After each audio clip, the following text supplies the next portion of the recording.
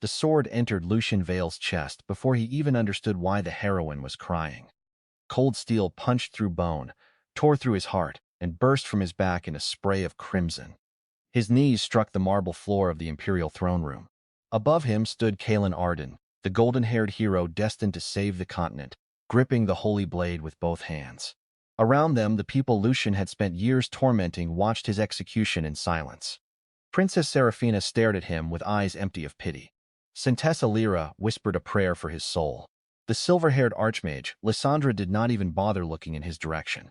And beside the throne, the assassin Princess Nyx smiled as if she had been waiting her entire life to see him die. Lucian coughed blood. Then he started laughing. Not because death was funny. Because 20 seconds ago, his name had been Daniel. And Daniel knew exactly what scene this was. 3 nights without sleep had finally caught up to him while he was reading The Saint and the Sword, a ridiculously long fantasy romance novel with more than 1,000 chapters. He remembered collapsing over his keyboard after reaching the ending. Then, he had opened his eyes inside the body of Lucian Vale. Unfortunately, he had not reincarnated at the beginning of the story. He had reincarnated during Lucian's execution. The original Lucian was the eldest son of Duke Vale, a handsome, arrogant nobleman whose hobbies included humiliating commoners, harassing the heroines, sabotaging the protagonist, and making decisions so catastrophically stupid that Daniel had once written an entire comment explaining why the character deserved to die. Now he was that character, and the protagonist's sword was already inside his heart. Perfect. Absolutely perfect. Lucian's vision darkened, but just before consciousness disappeared, something strange happened. The throne room froze. The falling drops of blood stopped in midair. Kellen became motionless. A pale golden light appeared before Lucian's eyes. There were no floating words he could read, no convenient menu telling him what buttons to press. Instead, knowledge poured directly into his mind. His arrival had created an impossible contradiction. Lucian Vale was supposed to die here, but the soul occupying Lucian's body was not the soul recognized by this world's predetermined fate. Reality had therefore granted him one opportunity. Return to the beginning. Change what should never have been changed. Survive what should never have been survived. And every time he overturned an event that had been essential to the original story, the authority binding fate itself would weaken. Lucian had only one thought. Send me back. The world shattered. He woke screaming. His hands immediately grabbed his chest. No blood. No sword. Lucian stared around. Black silk curtains surrounded an enormous bed. Morning sunlight poured through windows overlooking the eastern gardens of the Vale estate. A silver mirror stood across the room, reflecting the face of a 17-year-old boy, with black hair, crimson eyes, and features so unnaturally handsome that Daniel immediately recognized him. Lucian Vale. 5 years before his execution. A servant rushed through the door. "Young master!" Lucian turned. The servant froze. That reaction told him everything. Fear. Pure instinctive fear. The original Lucian must already have been a monster. Lucian slowly lowered his hands. "What date is it?" The servant answered nervously. Lucian's blood went cold. He remembered this day, chapter 12. The day everything started going wrong. In less than 2 hours, Lucian was supposed to attend the entrance ceremony at the Royal Arcane Academy. There he would meet Seraphina Aurelia, 3rd princess of the Empire and first heroine of the novel. According to the original story, Lucian would publicly demand that Seraphina become his fiancée. She would reject him. Humiliated, he would slap her personal maid. Callan would intervene. Lucian would challenge Callan to a duel. Lucian would lose. And that humiliation would begin his obsession with destroying the protagonist. It was the first domino. Daniel had spent enough time reading regression novels to understand what came next. If the first domino never fell, the future could change. "Prepare my uniform." The servant blinked. "And bring breakfast." Lucian frowned. "Is something wrong?" The servant immediately bowed. "No, young master." He practically fled. Lucian sighed. Apparently requesting breakfast without threatening murder counted as character development. 2 hours later, the Royal Arcane Academy glittered beneath the morning sun. Thousands of students crowded its ceremonial plaza. Noble banners fluttered from white towers. Magical crystals floated above the academy walls while enormous statues of ancient heroes watched over the arriving students. Lucian stepped from the Vale carriage. Conversation died. He could feel the hostility immediately. Some students lowered their heads. Others moved aside. A few noble sons hurried toward him, eager to flatter Duke Vale's infamous heir. Lucian ignored all of them. He was searching for one person. Then he saw her, Seraphina. Golden hair fell down her back like sunlight. Her white academy uniform carried the imperial crest, and although she was only 17, she already possessed the commanding presence of someone born to rule.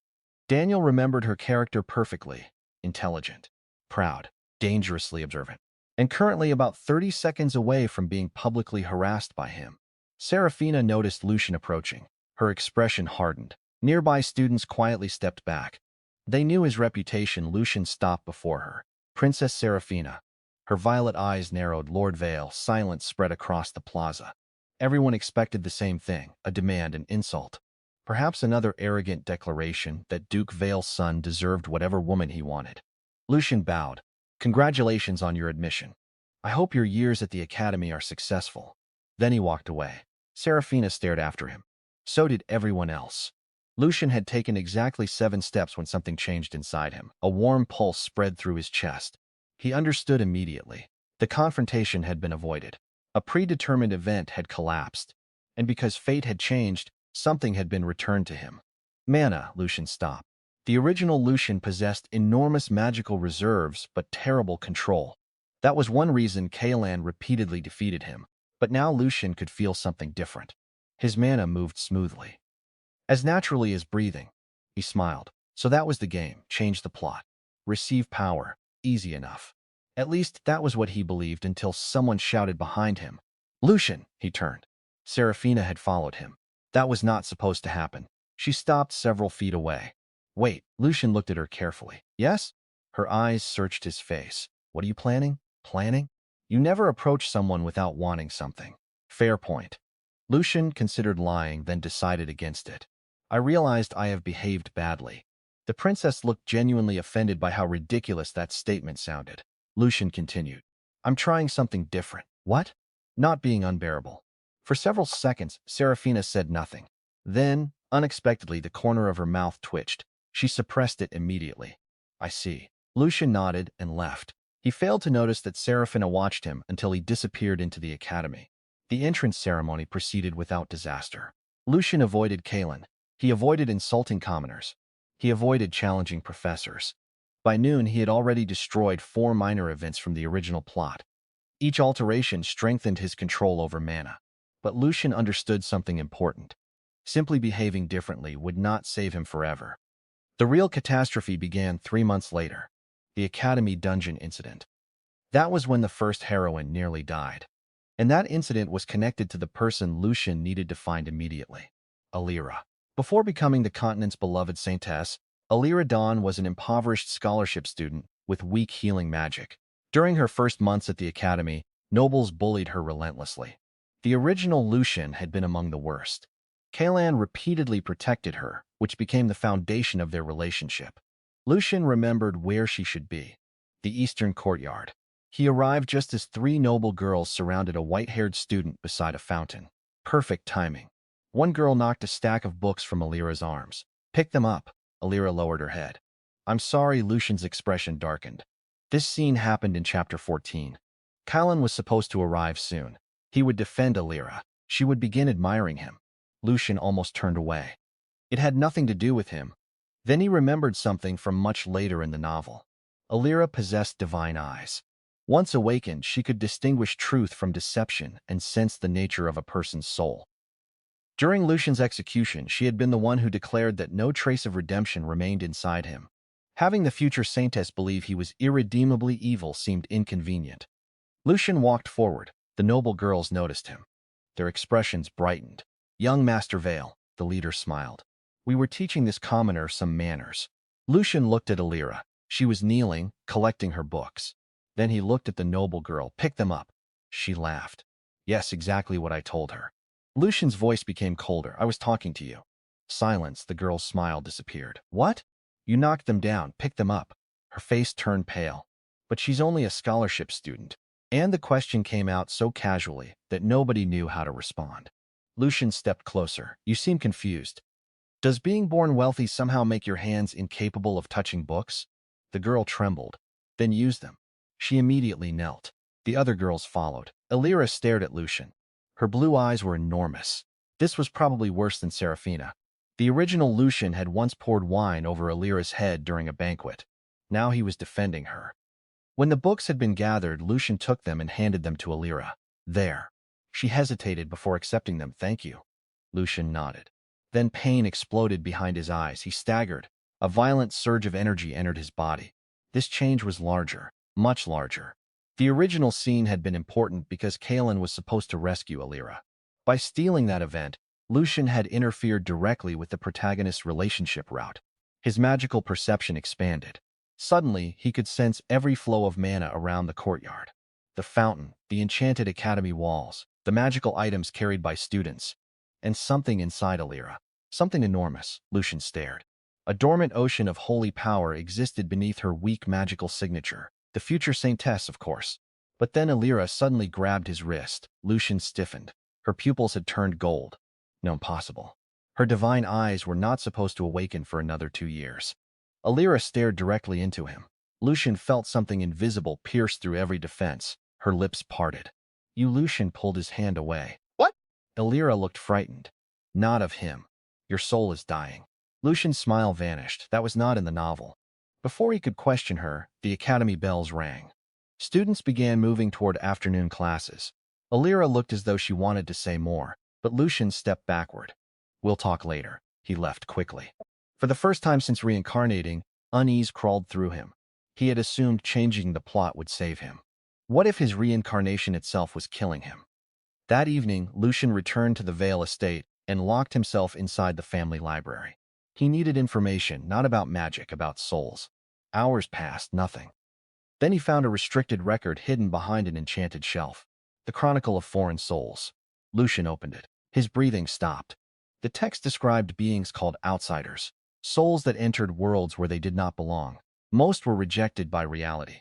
Some disappeared, some went insane, and a tiny number survived by replacing their predetermined destiny with a new one powerful enough to anchor their existence. Lucian finally understood. Changing the plot was not merely earning him rewards. It was keeping him alive. If he stopped altering fate, this world might eventually erase him. He leaned back in his chair. So I have to keep ruining the novel. Fine. He had never liked the ending anyway.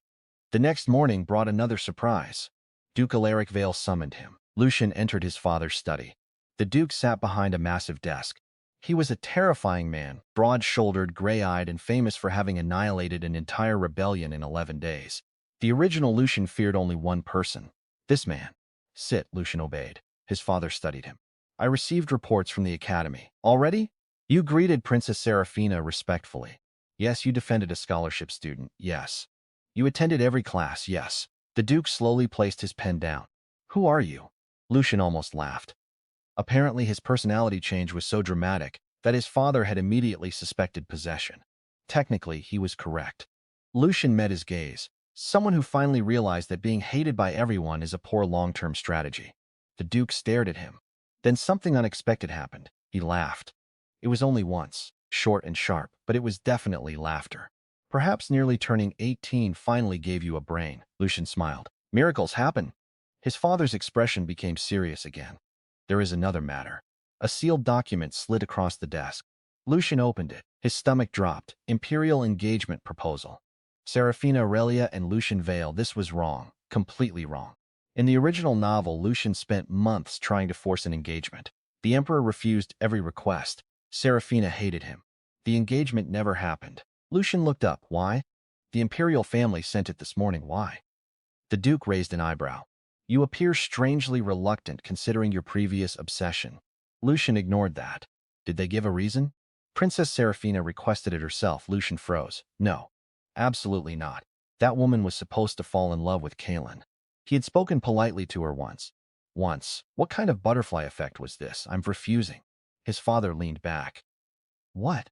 Yesterday you wanted the princess desperately. Today she wants you, and suddenly you refuse. Lucian stood. Because this makes no sense. Perhaps you should ask her. Lucian intended to do exactly that. He found Seraphina after morning combat practice. She stood alone beneath an ancient tree. Reading, Lucian approached. We need to talk. She closed the book. About the engagement? Yes, you refused. Seraphina's expression remained calm, but something flashed through her eyes. Why? Because you don't want to marry me.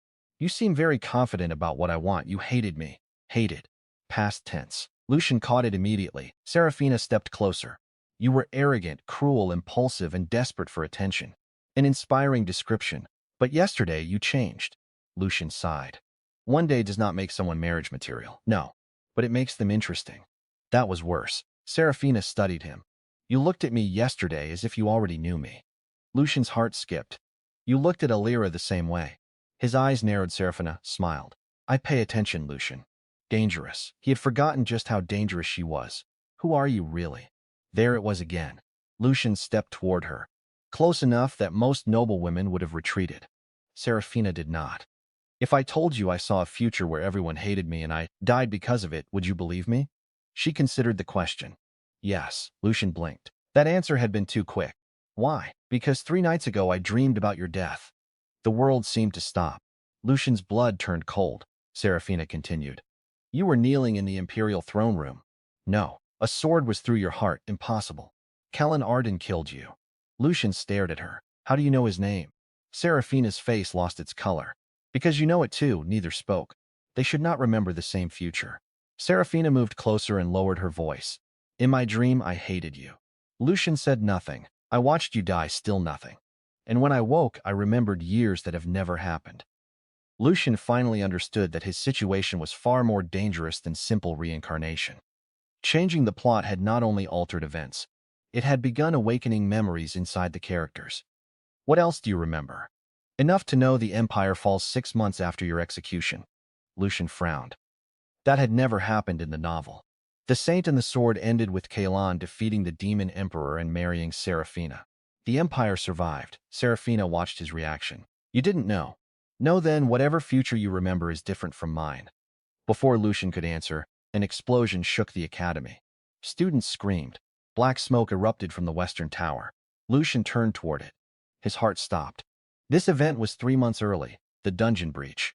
A massive magical barrier cracked above the academy grounds. Creatures poured through, students scattered. Professors shouted orders. Lucian saw Kaelan draw his sword in the distance. The protagonist had finally appeared. Blue eyes, heroic face. Exactly as described, and running beside him was Lysandra Frost, the second major heroine. Lucian cursed. According to the original story, Lysandra would become trapped inside the dungeon with Kaelan. They would survive together. She would begin falling for him. But the dungeon was opening now, far too early. The plot was correcting itself, or fighting back. A gigantic wolf-like monster smashed through a stone wall. Its claws came down toward a group of first-year students. Lucian moved before thinking. Mana exploded beneath his feet. He crossed 30 meters instantly. His fist struck the creature's jaw. The impact sounded like thunder. The monster flew backward and crashed through 3 pillars. Everyone stared. Lucian stared at his own fist. The original Lucian had never possessed this level of reinforcement magic. More monsters emerged. Lucian smiled. Fine. If fate wanted a fight, he would give it one. He raised his hand. Not chaotic. Not unstable. Perfect. A spear of black lightning formed above his palm. He fired. The spell tore through 4 monsters before detonating against the dungeon gate. Kaelan stopped running. His eyes widened. Lysandra stared. Seraphina smiled, and Alira, standing on the academy stairs, whispered his name. Lucian immediately understood the problem.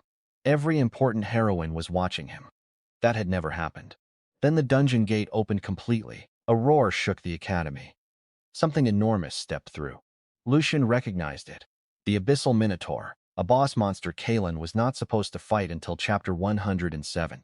It was appearing in chapter 15. The creature raised an axe larger than a carriage. Professors attacked. Their spells shattered against its skin. The Minotaur swung once. 3 instructors were thrown aside. Students screamed. Kaelan tightened his grip on his sword. This was supposed to be his moment. Lucian knew it. The protagonist would awaken his first heroic blessing under extreme pressure. If Lucian interfered, he would steal another major event, which meant fate would change again, which meant Lucian's existence would become more secure. The choice was obvious. He walked toward the monster. Kaelan shouted, "Wait." Lucian ignored him.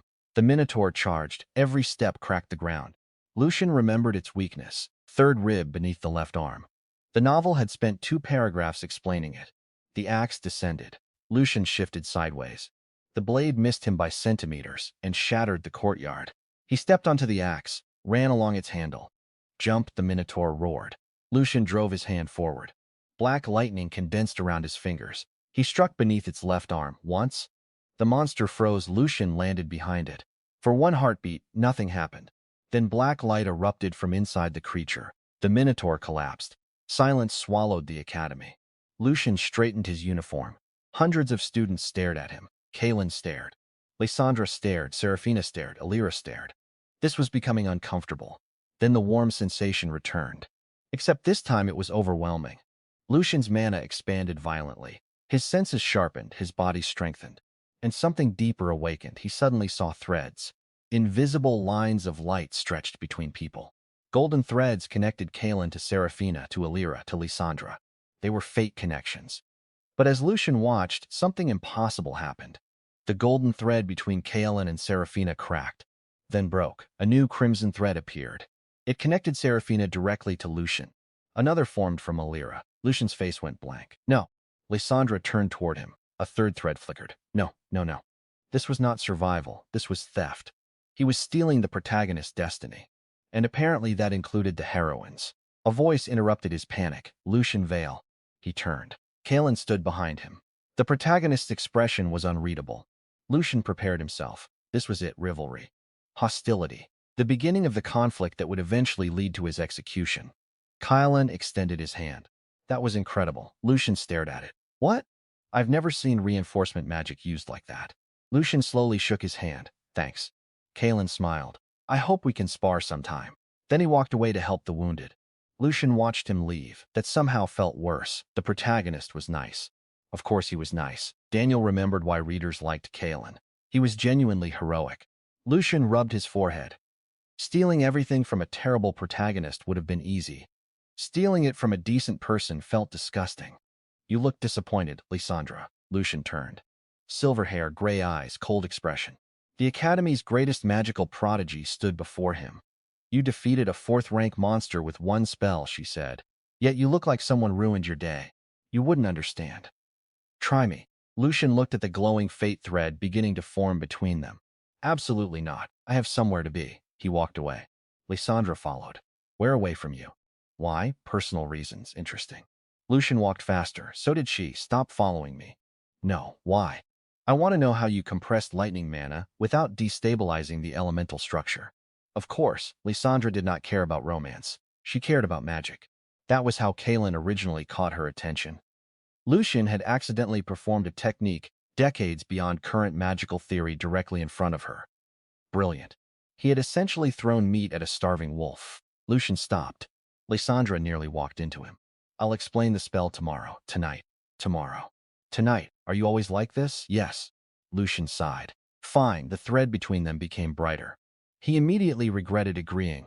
Then Alira appeared, Lord Lucian. Her divine eyes were golden again. Lysandra looked at her. Alira ignored the archmage completely. I need about my soul? Yes. Lysandra's expression changed. What about his soul? Nothing. Alira frowned. It is not nothing. Lucian felt a headache developing. Then Serafina arrived. 3 heroines. 1 courtyard. Every instinct screamed danger. Serafina noticed Lysandra. Then Alira. Her eyes narrowed slightly. Lucian saw the exact moment political calculation began behind those violet eyes. We were discussing something privately, Serafina said. Lysandra responded without emotion. So was I. Alira hugged her books against her chest. I was here first. Lucian stared at the sky. He had reincarnated as a doomed villain. He had been given a second chance. He possessed knowledge of the entire novel. And somehow, within 2 days, he had created a sitch terrifying than execution. Then every magical alarm in the academy activated. A red barrier covered the sky. A professor's amplified voice echoed across the grounds. All students remain where you are. The academy has been sealed. Lucian's expression sharpened. The professor continued. A forbidden artifact has been stolen from the underground vault. Lucian knew exactly which artifact, the Eye of Moros, an object capable of seeing possible futures. It was not supposed to be stolen until the middle of the novel. Everything was accelerating. Then the professor said something that made Lucian's blood run cold. The security array identified the thief. A magical projection appeared above the academy. It showed a face. Lucian Vale. Students slowly turned toward him. Lysandra stepped backward. Alira looked horrified. Serafina stared at the projection. Lucian said nothing, because he suddenly remembered a detail from the novel that he had completely forgotten. The Eye of Moros could not merely predict the future. It could reveal people who did not belong to the current timeline. Someone knew what Lucian was, and whoever had stolen the artifact was framing him deliberately. Across the courtyard, Kaelin drew his sword. Academy guards surrounded Lucian. Serafina moved beside him. Her hand settled on the hilt of her rapier. "Tell me you didn't steal it." Lucian looked at the projection of his own face. Then he smiled. "I didn't." Serafina drew her weapon and turned toward the approaching guards. "Good." Lysandra raised her staff. Illyra's hands began glowing with holy light. Lucian stared at the three heroines standing beside him. In the original novel, every one of them should have been standing beside Kaelin. Instead, they were preparing to fight the Academy for him. And somewhere beneath the earth, hidden inside the Forbidden Vault, a woman who should not exist for another 400 chapters opened the Eye of Moros. She watched Lucian through its crimson pupil. Then she smiled. "So the dead villain has returned." Her fingers tightened around the artifact. But this time, the eye showed her a future that had never existed before. Serafina wearing an empress's crown beside Lucian. Illyra holding his hand inside the holy cathedral. Lysandra sleeping against his shoulder beneath the world tree. Nyx kneeling before him with blood on her blades. And behind them stood dozens of figures whose destinies had once belonged to the hero. The mysterious woman laughed softly. "Every heroine chooses him." Then the eye cracked, because the final vision was something even she had not expected. Lucian stood over Kaelin's corpse. But Lucian was not the one who had killed him. Behind the hero's body stood Serafina. Her sword was covered in blood, and she was smiling. Lucian had exactly 3 seconds to decide whether running would make him look guilty. He chose not to run. That alone surprised nearly everyone. The Academy guards advanced through the courtyard in a perfect formation, enchanted spears lowered, silver armor reflecting the red light of the barrier overhead. Behind them came 2 senior professors, and the vice dean, an elderly battle mage named Garrick Sol, whose reputation in the original novel was almost as terrifying as Duke Vale's. Garrick stopped 20 steps away. "Lucian Vale, you will surrender peacefully." Lucian glanced at Serafina. She still held her rapier. Lysandra's staff hummed with compressed mana. Illyra's hands glowed with holy power. Wonderful. The easiest way to prove his innocence was apparently to stand in the middle of an armed rebellion started by 3 heroines. "Lower your weapons," Lucian said. Serafina did not move. "They are arresting you without evidence. The security array is evidence. False evidence." "Still evidence." Lysandra looked at him. "You believe the projection was fabricated?" "I know it was." "How?" "Because the artifact can identify displaced souls, and somebody is clearly trying to expose the reincarnated idiot who changed half the opening chapters in 48 hours. Lucian naturally did not say that. "Because I was fighting the Minotaur when the vault was breached." Professor Garrick frowned. "The array recorded the theft 12 minutes before the monster appeared." That was bad. Lucian remembered where he had been 12 minutes before the monster appeared. Alone walking between buildings after leaving Serafina, no witnesses. "Perfect, convenient," Lucian muttered. Garrick extended one hand. "Come willingly. The investigation will determine the truth." Lucian considered his options. Fighting would be catastrophic, escaping would be worse, and refusing lawful investigation would give whoever framed him exactly what they wanted. He held out his wrists. "I surrender." Serafina turned sharply. "It's fine." "It is not fine." Lucian gave her a look she understood. Reluctantly, she lowered her sword. Lysandra did the same. Illyra extinguished her holy light. 2 guards approached Lucian. Cold restraints snapped around his wrists. The moment they closed, Lucian felt mana suppression flood his arms. High-grade restraints. Not surprising. He had just punched a dungeon boss to death. As the guards escorted him away, Lucian saw Kaelin standing among the students. Their eyes met.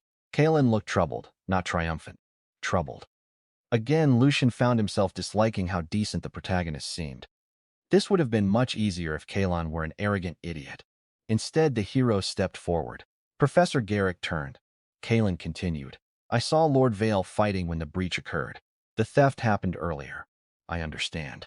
But his actions during the attack saved students. That should be considered." Lucian almost laughed. The man destined to execute him was currently defending him. Fate had a twisted sense of humor. The Academy prison was beneath the Eastern Tower. Lucian knew it well. The original Lucian had spent 3 days there, after attacking another student during his 2nd year. This time, however, he received the luxury treatment. Runic chains, mana-draining walls. A barrier designed to restrain fourth-rank combatants. Lucian sat on the narrow bed and stared at the ceiling. Someone was moving faster than the story. That meant one of three things. Someone else remembered the original timeline. Someone could see the future. Or someone knew the plot itself. The last possibility was the worst. Lucian closed his eyes.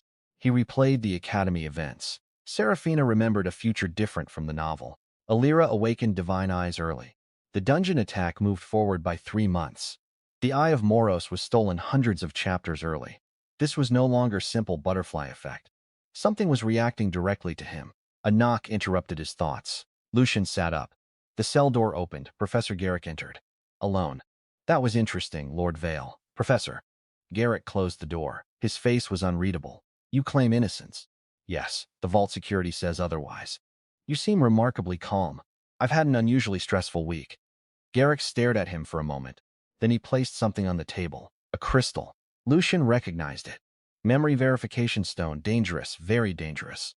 It could not read thoughts directly, but it could identify lies tied to recent memories. Garrick sat opposite him. I will ask questions. Lucian smiled faintly. I assumed as much. Did you enter the underground vault today? No, the crystal remained clear. Garrick's eyes narrowed.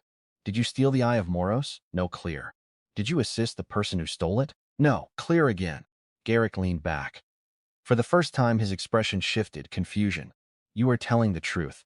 I've been trying to establish that. Then the Academy's security array was compromised. Apparently, stood. I will release you. Lucian raised a hand. Garrick stopped. Lucian thought carefully. Whoever framed me expected the Academy to arrest me. Yes. If I am released immediately, they will know the lie failed. Understanding entered Garrick's eyes. You want them to believe you remain imprisoned. For tonight. Why? Because people make mistakes when they think their plan succeeded. Garrick looked at him for a long moment. You are not the same boy who entered this academy yesterday. Lucian smiled. I keep hearing that. The professor left. Lucian waited. An hour passed, then night fell. The academy remained sealed. Lucian sat in darkness, listening. At midnight, he heard footsteps. Slow, not guards. He stood. The suppression runes suddenly flickered, then went dark. The cell door opened by itself. Lucian smiled. There it was. He stepped into the corridor, empty. Someone wanted him to escape. More accurately, someone wanted evidence that he had escaped. Lucian walked carefully. A faint magical trail shimmered along the floor. Red mana, deliberately obvious. He followed it. Up 2 staircases. Across an abandoned corridor toward the old observatory. Lucian almost laughed. This trap was insulting. Unfortunately, insulting traps still killed people. He opened the observatory door. Moonlight illuminated the circular chamber. A woman stood beside the broken telescope. Black cloak, red mask covering half her face. Lucian recognized her instantly, not personally, from the novel. Mirelle Voss, known later as the Crimson Oracle, a future antagonist. She was not supposed to appear until chapter 432. Lucian stared. So you're the one. Mirelle smiled. You recognize me. Bad. Very bad. Lucian kept his expression neutral. Should I? Her smile widened. You shouldn't. Silence stretched between them. Mirelle held up the Eye of Moros. The artifact looked like a polished crimson gemstone with a slit-shaped pupil at its center. You were easier to find than I expected. By framing me, I needed to see what you would do, and? Disappointing? Fascinating. Lucian crossed his arms. You stole an Imperial-grade artifact to test my personality? No. The eye opened. Its pupil focused on Lucian. A violent pressure invaded the room. You misunderstand. Mirelle stepped forward. I stole it to confirm that you are impossible. Lucian said nothing, she continued. I have watched thousands of futures. The eye pulsed. In every one Lucian Vale dies, a chill moved down his spine. Sometimes by Kaelin Arden, another pulse, sometimes by poison. Another, sometimes in war, another. But always before his 23rd birthday. Mirelle tilted her head, until 2 days ago. Lucian's hands slowly curled into fists. What changed you? The word struck harder than expected. Mirelle walked around him. You greeted Seraphina respectfully. A red image appeared in the air. Lucian bowing to the princess. You protected Alira. Another image. You killed the abyssal minotaur. Another. Each decision erased thousands of futures. The image is shattered. Now I can barely see beyond 3 years. Lucian stared at the artifact. So fate is unstable. No. Mirelle smiled. Fate is terrified. The eye suddenly turned toward her. Blood ran from beneath Mirel's mask. She winced. Lucian noticed. The artifact is hurting you. It dislikes looking at you. Good. Do you understand what you are? Lucian stayed silent. She leaned closer. You are a hole in causality. That sounded unpleasant. A person without a guaranteed ending. Mirel laughed quietly. Do you know how rare that is? Lucian looked at her. You wanted me imprisoned. You opened my cell. You led me here. What do you actually want? An alliance? No. She blinked. That was fast. I don't trust people who frame me for stealing forbidden artifacts. A reasonable flaw in our introduction, no, Mirel sighed. Then perhaps information will persuade you. Lucian waited. She raised the eye. I saw Serafina kill Kalen. His expression changed. Mirel noticed. So you saw it too, Lucian cursed internally.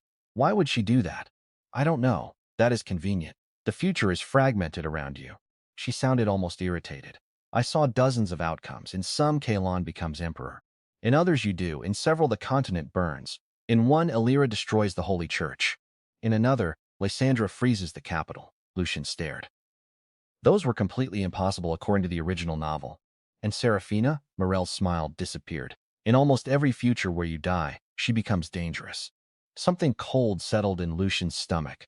Dangerous how? The kind of dangerous that ends dynasties. Before he could ask more, the observatory windows exploded inward. Lucian moved instantly. A silver blade cut through the space where Mirel had been standing. She twisted away. Serafina landed between them, sword drawn. Her expression was terrifyingly calm. Step away from him. Lucian blinked. How did you find me? Serafina did not look back. I followed the guards. What guards? The ones who were supposed to kill you during your escape. Lucian's face hardened. So the trap had another layer. Mirel laughed. Princess. Serafina's eyes narrowed. You remember me?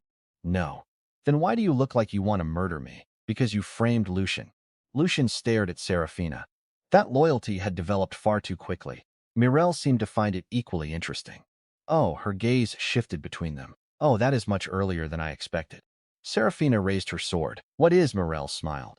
Nothing. Then the room filled with crimson mist. Lucian reacted. Serafina. He reached for her. She reached for him. Their hands touched. The observatory disappeared. They fell. Not downward, through something. Lucian felt space bend around his body. Then his back hit stone. He groaned. Serafina landed on top of him. For several seconds, neither moved. Then she raised her head. You're alive, barely. She realized their position. Slowly, she moved away. Lucian sat up. They were no longer inside the academy. Ancient walls surrounded them. Blue flames burned in stone braziers. The air tasted metallic. Lucian recognized the place. That was Serafina stood. Where are we? Lucian looked around. The forgotten catacombs beneath the capital. How do you know? Long story. Serafina stared at him. You have many of those. Lucian ignored the comment.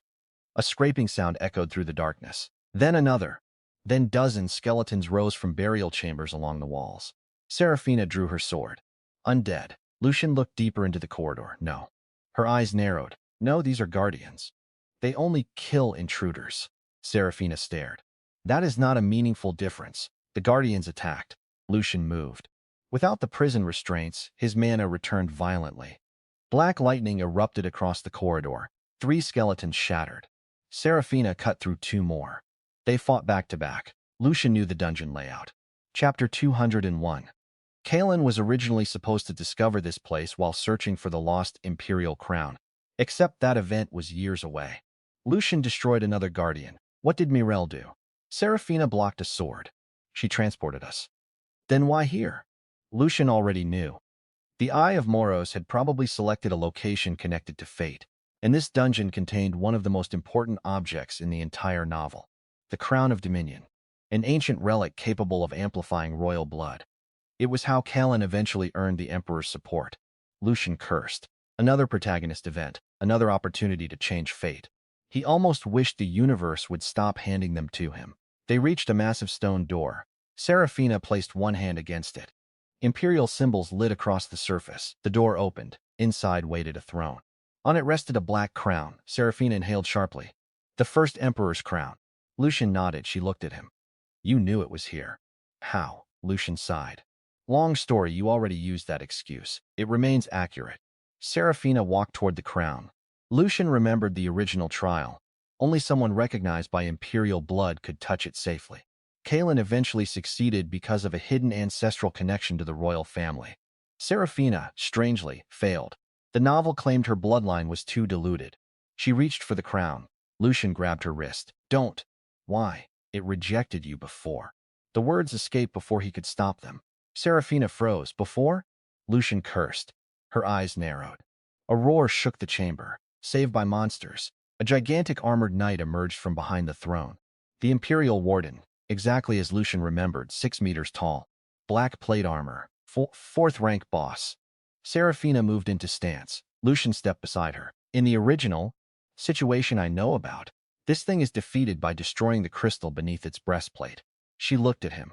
Original situation? Later, the warden charged. Lucian blasted its shoulder. Seraphina moved beneath its sword and stabbed into a joint.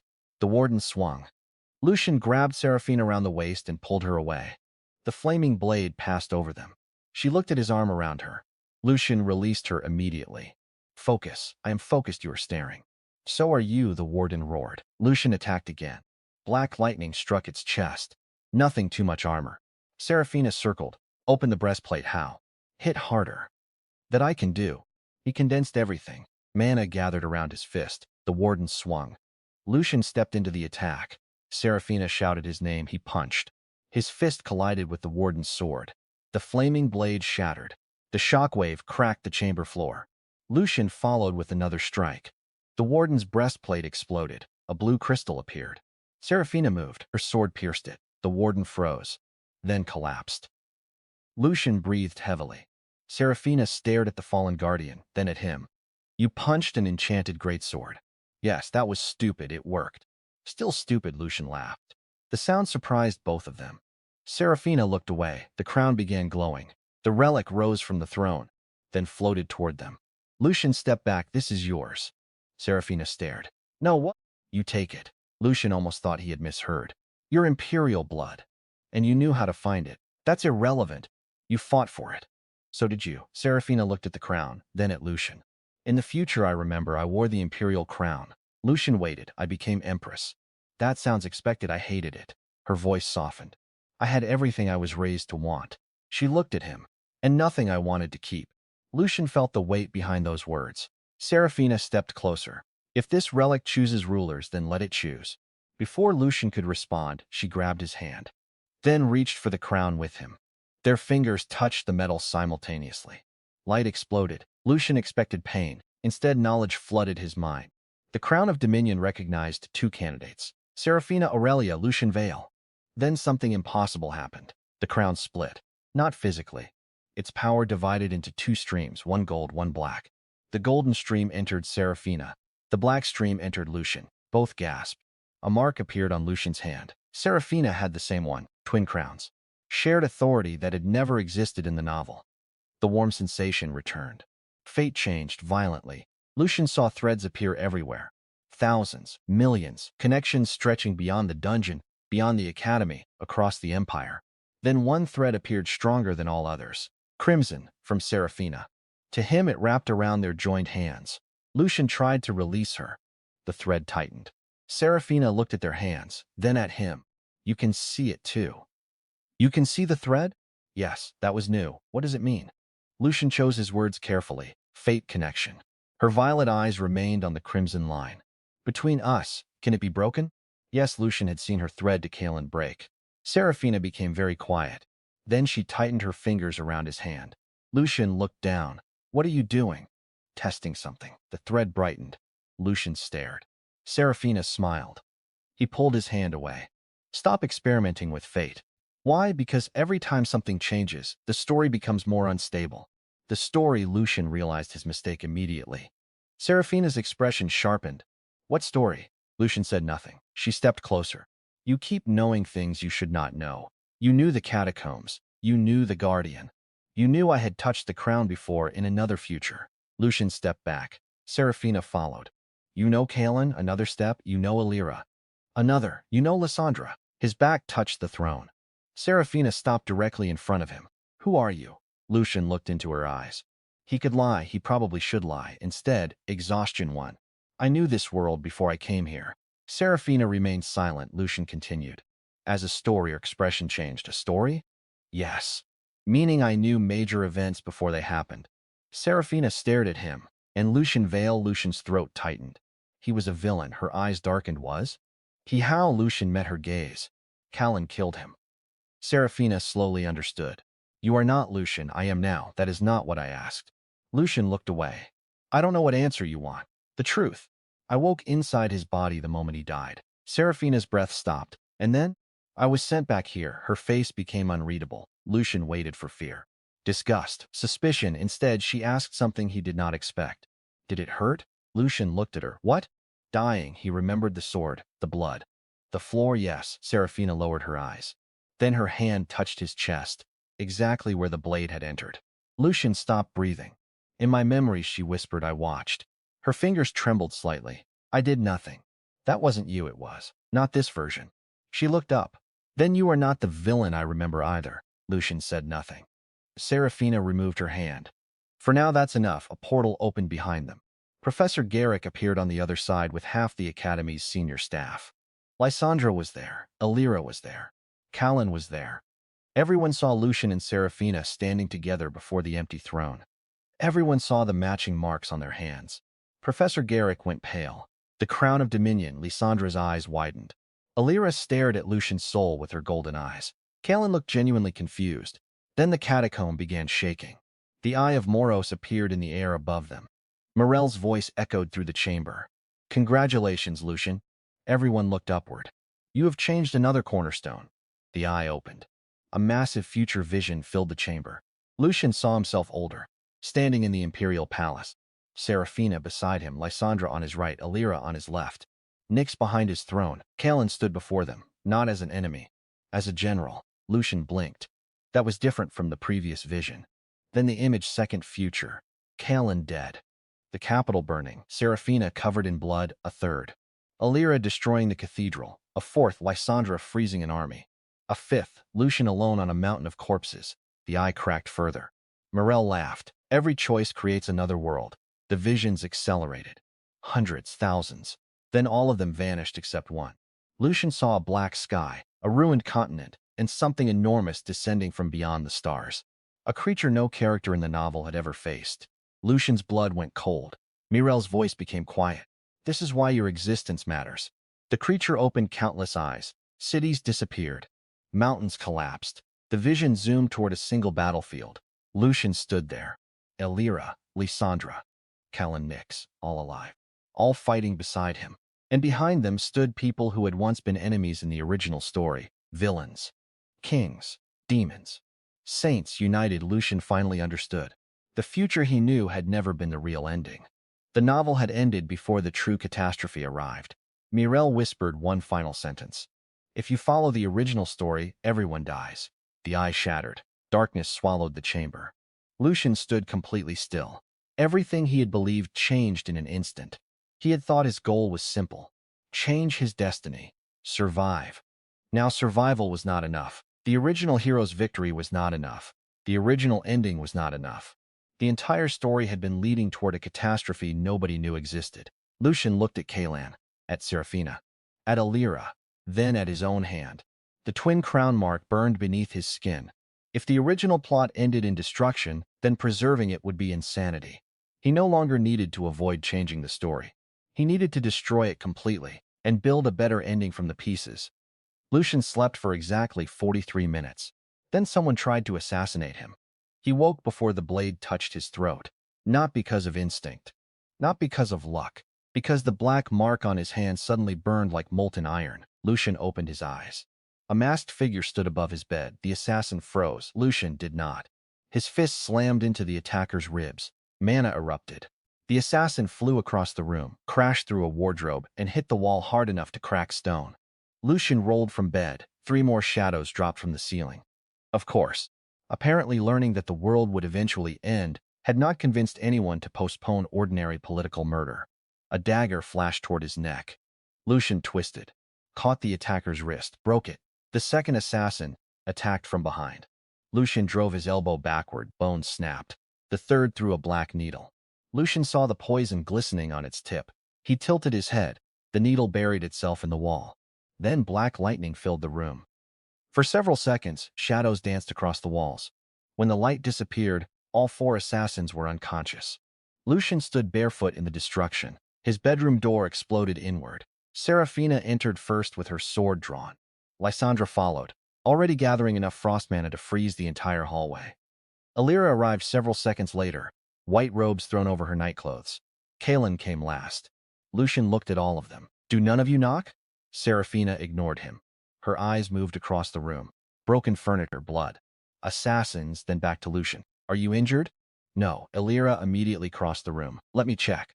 I said I'm fine. Her divine eyes turned gold. "You have a shallow cut on your shoulder." Lucian looked. A thin line of blood ran down his arm. He had not noticed. Alira's expression hardened. "You are injured. It is barely a scratch." She grabbed his wrist. Holy light spread across his shoulder. The wound disappeared. Lysandra crouched beside one of the assassins. No insignia. Kalen inspected another. Professional. Serafina walked to the broken wall. Her face became colder. They entered through a spatial distortion. Lucian looked at her. That shouldn't be possible inside the Vale estate. It should not. His father's defensive wards were among the strongest in the Empire. Someone had bypassed them. That meant either extraordinary magical ability or inside access. Lucian walked toward the nearest attacker. He removed the mask. A man he did not recognize. He checked the mouth. No poison capsule. Careful, professionals. Kalen frowned. "Who wants you dead this badly?" Lucian laughed once. "How much time do you have?" Serafina did not smile. "The timing matters." Lucian understood. Less than a day had passed since the Eye of Moros showed the hidden catastrophe. Now someone was trying to kill him. Perhaps Mirel had not been the only person watching possible futures. Lucian searched the assassin's clothing, a dagger, smoke pellets, a tiny black coin. He froze. There the coin carried a symbol so subtle most people would have ignored it. A crown pierced by 7 nails. Lucian knew that symbol. He wished he did not. Lysandra noticed his reaction. "You recognize it?" Lucian closed his fist around the coin. "Who?" He stood slowly. "The Ashen Court." Kalen looked confused. Serafina did not. She had imperial education that made her reaction worse. "The Ashen Court vanished 2 centuries ago." "No," Lucian said. "They went underground." Serafina stared. "How do you know that?" "Because they become important later. Much later." Chapter 780. The Ashen Court was one of the novel's final major villain factions. A secret organization descended from nobles who believed the Empire had betrayed the old gods. They infiltrated governments, churches, magical institutions, and merchant houses. Their ultimate goal in the novel had been restoring something called the Hollow King. Kellen defeated them, or at least appeared to. Lucian now wondered whether their true purpose had been connected to the apocalypse Mirel showed him. He looked at the coin. "They shouldn't even know my name yet." Lysandra's voice was quiet. Yet Lucian glanced at her. She had caught the wording. Everyone was getting annoyingly observant. Serafina sheathed her sword. "Then we interrogate them." Lucian looked at the unconscious assassins. "Professionals like these won't talk." Serafina's eyes became frighteningly calm. "Everyone talks." Kalen slowly looked at her. Lucian almost smiled. There was the future empress capable of ending dynasties. Before anyone could continue, heavy footsteps approached. Duke Alaric Vale entered. He surveyed the destroyed room, then the assassins, then Lucian. "You're alive," Lucian raised an eyebrow. "Your confidence in me is touching." His father ignored the sarcasm. "Who?" Lucian tossed him the coin. The Duke caught it. For the first time since Lucian had met him, Alaric Vale looked genuinely disturbed. "Where did you get this?" "Assassin." The Duke looked toward the prisoners. His jaw tightened. "Leave." Everyone remained still. Alaric looked at Serafina. "Your Highness included." Serafina's eyes narrowed. Lucian intervened. "They stay." His father looked at him. The room changed. Pressure filled the air. The original Lucian would have lowered his head immediately. Lucian did not. Alaric studied him for several seconds, then shut the door. "What do you know about the Ashen Court?" Lucian crossed his arms. "Enough. That is not an answer. They're not extinct. They infiltrated the Empire. They serve an ancient power. Eventually, they attempt to resurrect the Hollow King." Alaric's face became unreadable. "Who told you?" "No one. I can't explain everything." His father stepped closer. "You will." The command struck like a hammer. Lucian felt everyone watching him. He was tired of partial truths. Every lie created another problem. Every secret made cooperation harder, and the future catastrophe would require all of them. So Lucian made a decision. "I died." Lucian continued. "In another future. I died at 22. Callan killed me inside the Imperial throne room. Callan's face changed immediately. Alaric stared at his son. Lucian kept going. I remember that future differently from Seraphina. To me, it existed as a story. To her, it existed as memories. I return to this point somehow. Every time I change events that were supposed to happen, fate changes with me. The Duke said nothing. Lucian held up his marked hand. The crown of dominion recognized that change. Alaric's eyes dropped to the symbol. Lucian continued. The Eye of Moros showed a catastrophe beyond the ending I knew. Something comes after the supposed victory. Something that destroys everyone. The room remained silent. Then his father walked forward. Lucian expected disbelief, maybe anger. Instead, Alaric struck him across the face. Hard. Lucian staggered. Seraphina drew her sword halfway. Duke Vale. Alaric ignored her. Lucian touched his cheek. What was that for? His father's voice was dangerously quiet. For dying, Lucian froze. Alaric's expression cracked for only a moment. Then the Duke looked away. In whatever future you saw, I assume I failed you. Lucian remembered. Duke Alaric died 3 months before Lucian's execution, killed protecting the northern border. The original Lucian never reconciled with him. Alaric nodded once. Then that future is unacceptable. Lucian stared. His father looked at the Ashen Court coin. I know more about them than you think. That caught everyone's attention. Alaric walked to Lucian's desk. He pressed his thumb against a hidden rune. The floor opened. A staircase descended into darkness. Lucian looked at him. The Duke said only one word. Come, they followed. The hidden chamber beneath Lucian's room contained no treasure, no weapons, no gold. Only documents, hundreds of them. Maps covered the walls. Merchant routes, noble families.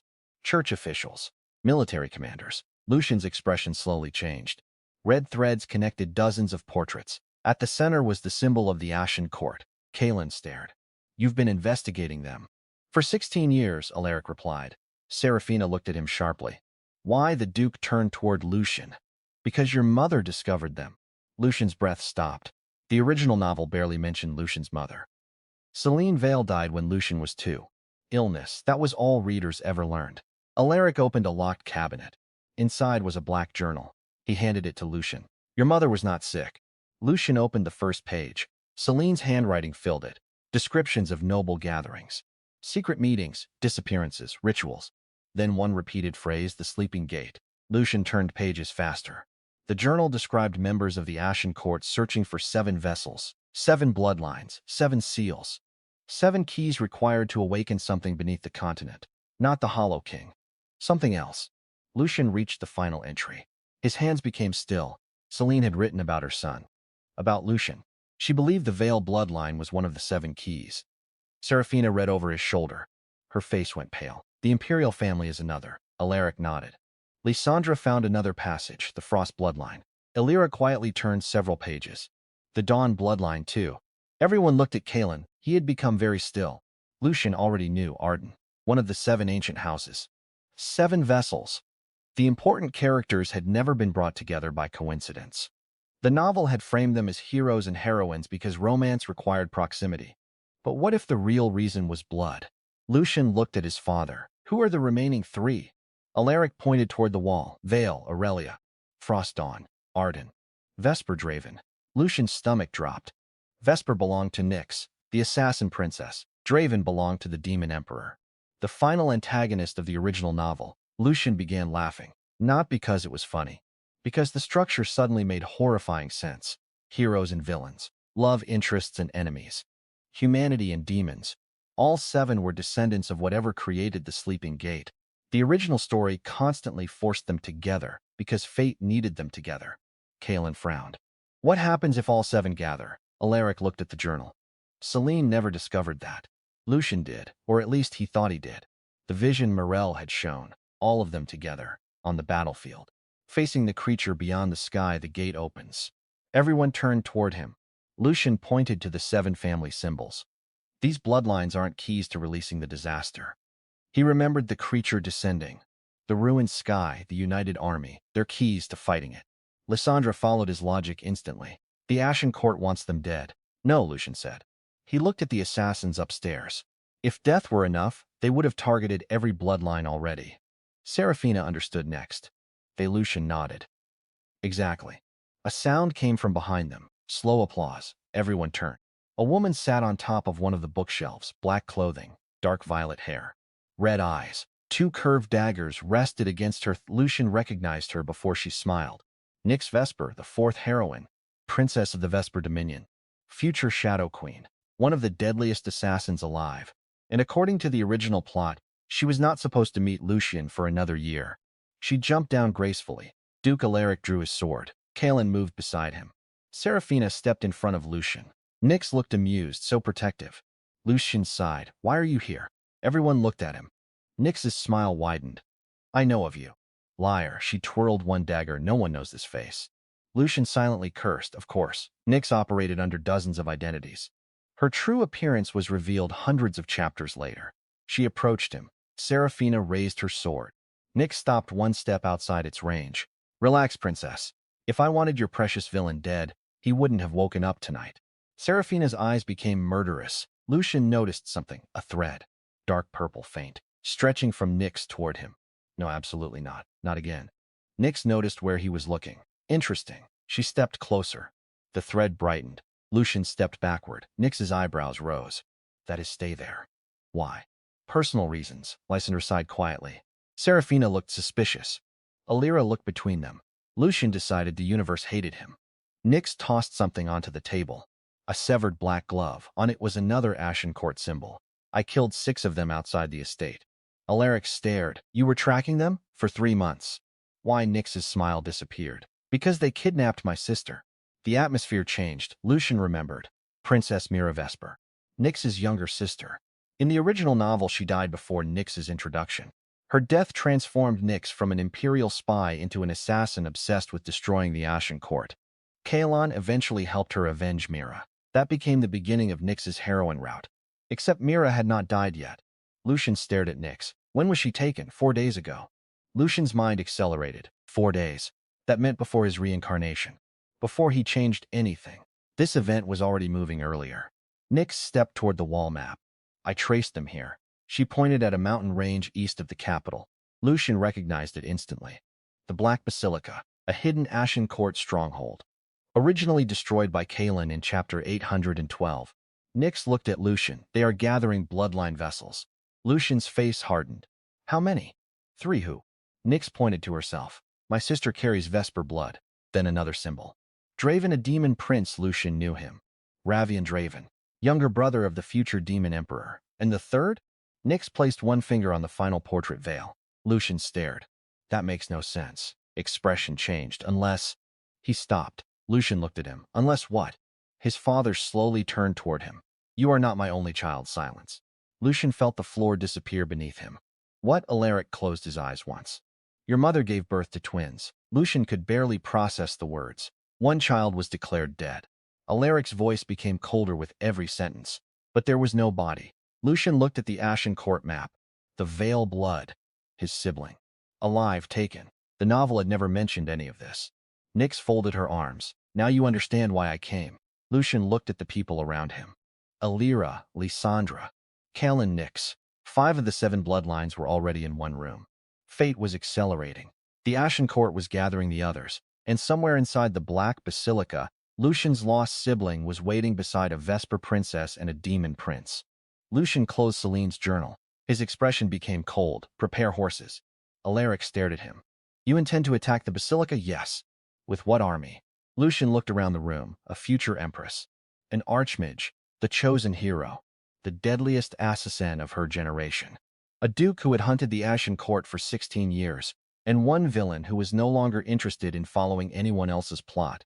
Lucian smiled. Why would I need an army? Nyx laughed. Seraphina drew her sword completely. Lysandra's staff glowed. Alira tightened her grip around her holy pendant. Kaelin smiled despite himself. Lucian turned toward the hidden passage. In the original novel, the Black Basilica survived for 800 chapters. By sunrise, Lucian intended to erase it from the story. And this time he would not merely steal one of the hero's moments. He would steal an entire war. The Black Basilica had survived 3 imperial crusades, 2 demon invasions, and an earthquake powerful enough to split a mountain. Lucian destroyed its front gate with one punch. The sound rolled through the valley like thunder. Stone exploded inward. Black-robed cultists screamed. Nyx stared at the crater. You know, she said, most assassins prefer entering quietly. Lucian stepped through the smoke. I'm not an assassin. That much is becoming obvious. Serafina followed him with her sword drawn. Kalen came next. Lysandra floated several inches above the ground, silver hair moving in the cold mana surrounding her. Alira walked behind them, holy light already gathering around her hands. Duke Alaric had remained outside with a small force to seal the mountain exits. He had hated that decision. Lucian had hated it too, but someone needed to stop the Ashen Court from escaping. And Lucian refused to lose another parent before the story even reached its first major arc. A dozen cultists appeared in the entrance hall. They raised staffs. Lucian recognized the spell formation immediately. Down everyone moved. Black spears erupted from the walls. Kellen cut 3 apart. Serafina deflected another. Lysandra froze the remaining projectiles in midair. Then Nyx disappeared. The first cultist dropped. Then the second. Then 4 more. By the time Lucian blinked, Nyx stood behind the final attacker with one dagger resting against his throat. Where are the prisoners? The cultist trembled. You're too late. Nyx's expression changed. Lucian saw it fear. Almost invisible, but real. She tightened the dagger. Where? The man laughed. The vessels have already been moved below. Lucian grabbed his robe. How far below? The cultist looked at him. Recognition entered his eyes, the false veil. Lucian's blood went cold. What did you call me? The man smiled. Then his veins turned black. Alira shouted, Move! Lucian released him. The cultist exploded. Holy light formed a shield around them. Black fire smashed against it. Alira staggered. Lucian caught her before she fell. She looked up. I'm fine, you're bleeding. A thin trail ran from her nose. Lucian wiped it away with his thumb before thinking. Alira froze. The crimson fate thread connecting her to him flared. Lucian immediately withdrew his hand. Not now. Definitely not now. Serena saw the entire thing. Wonderful. Nyx also saw it. Even worse. Lysandra seemed too focused on the residue of the explosion to care. Kalen was politely pretending not to notice.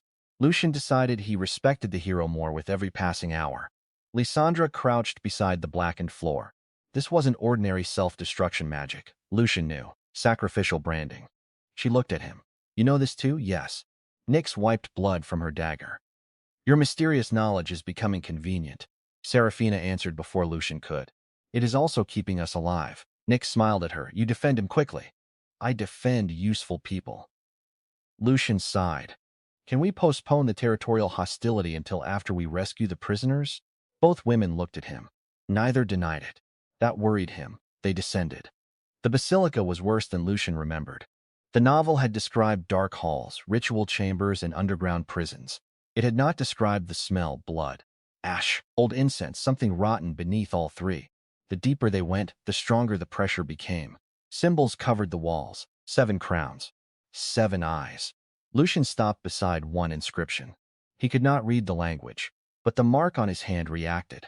Knowledge entered his mind. Not words, meaning 7 born from the gatekeeper. 7 divided by blood. 7 reunited beneath a broken sky. When the crown devourer returns, the heirs shall either become its chains or become its throne. Lucian went still. Serafina touched the same inscription. Her twin mark burned. She inhaled sharply. You heard it, yes. What does it mean? Lucian looked at the 7 symbols. The bloodlines have 2 possible functions. Chainen frowned. Lucian nodded. Lysandra understood immediately. If the 7 cooperate, they can restrain whatever is coming. And if they don't? Lucian looked deeper into the tunnel. Then someone uses them to become its vessel. Nyx's face hardened. My sister. Lucian turned. If the Ashen Court has been collecting bloodline heirs, they aren't trying to kill them. They're preparing them, yes. For what? Lucian's answer came quietly. A coronation they ran. No more stealth, no more caution. The lower corridors turned into a battlefield. Cultists attacked from balconies. Monsters crawled from ritual pits. Animated armor blocked intersections. Lucian barely slowed. Every battle changed something inside him. He could feel it. The original story had never brought this group together so early. Kaelin's sword techniques were already advancing faster than they should. Lysandra was learning to stabilize spells by watching Lucian. Alira's holy power grew every time she healed someone. Serafina's twin crown mark amplified everyone around her. Nyx moved like death given human form. And Lucian stood at the center. Not leading because fate appointed him. Leading because he knew where the story would fail. A monstrous spider dropped from the ceiling. Lucian pointed. Kaelin.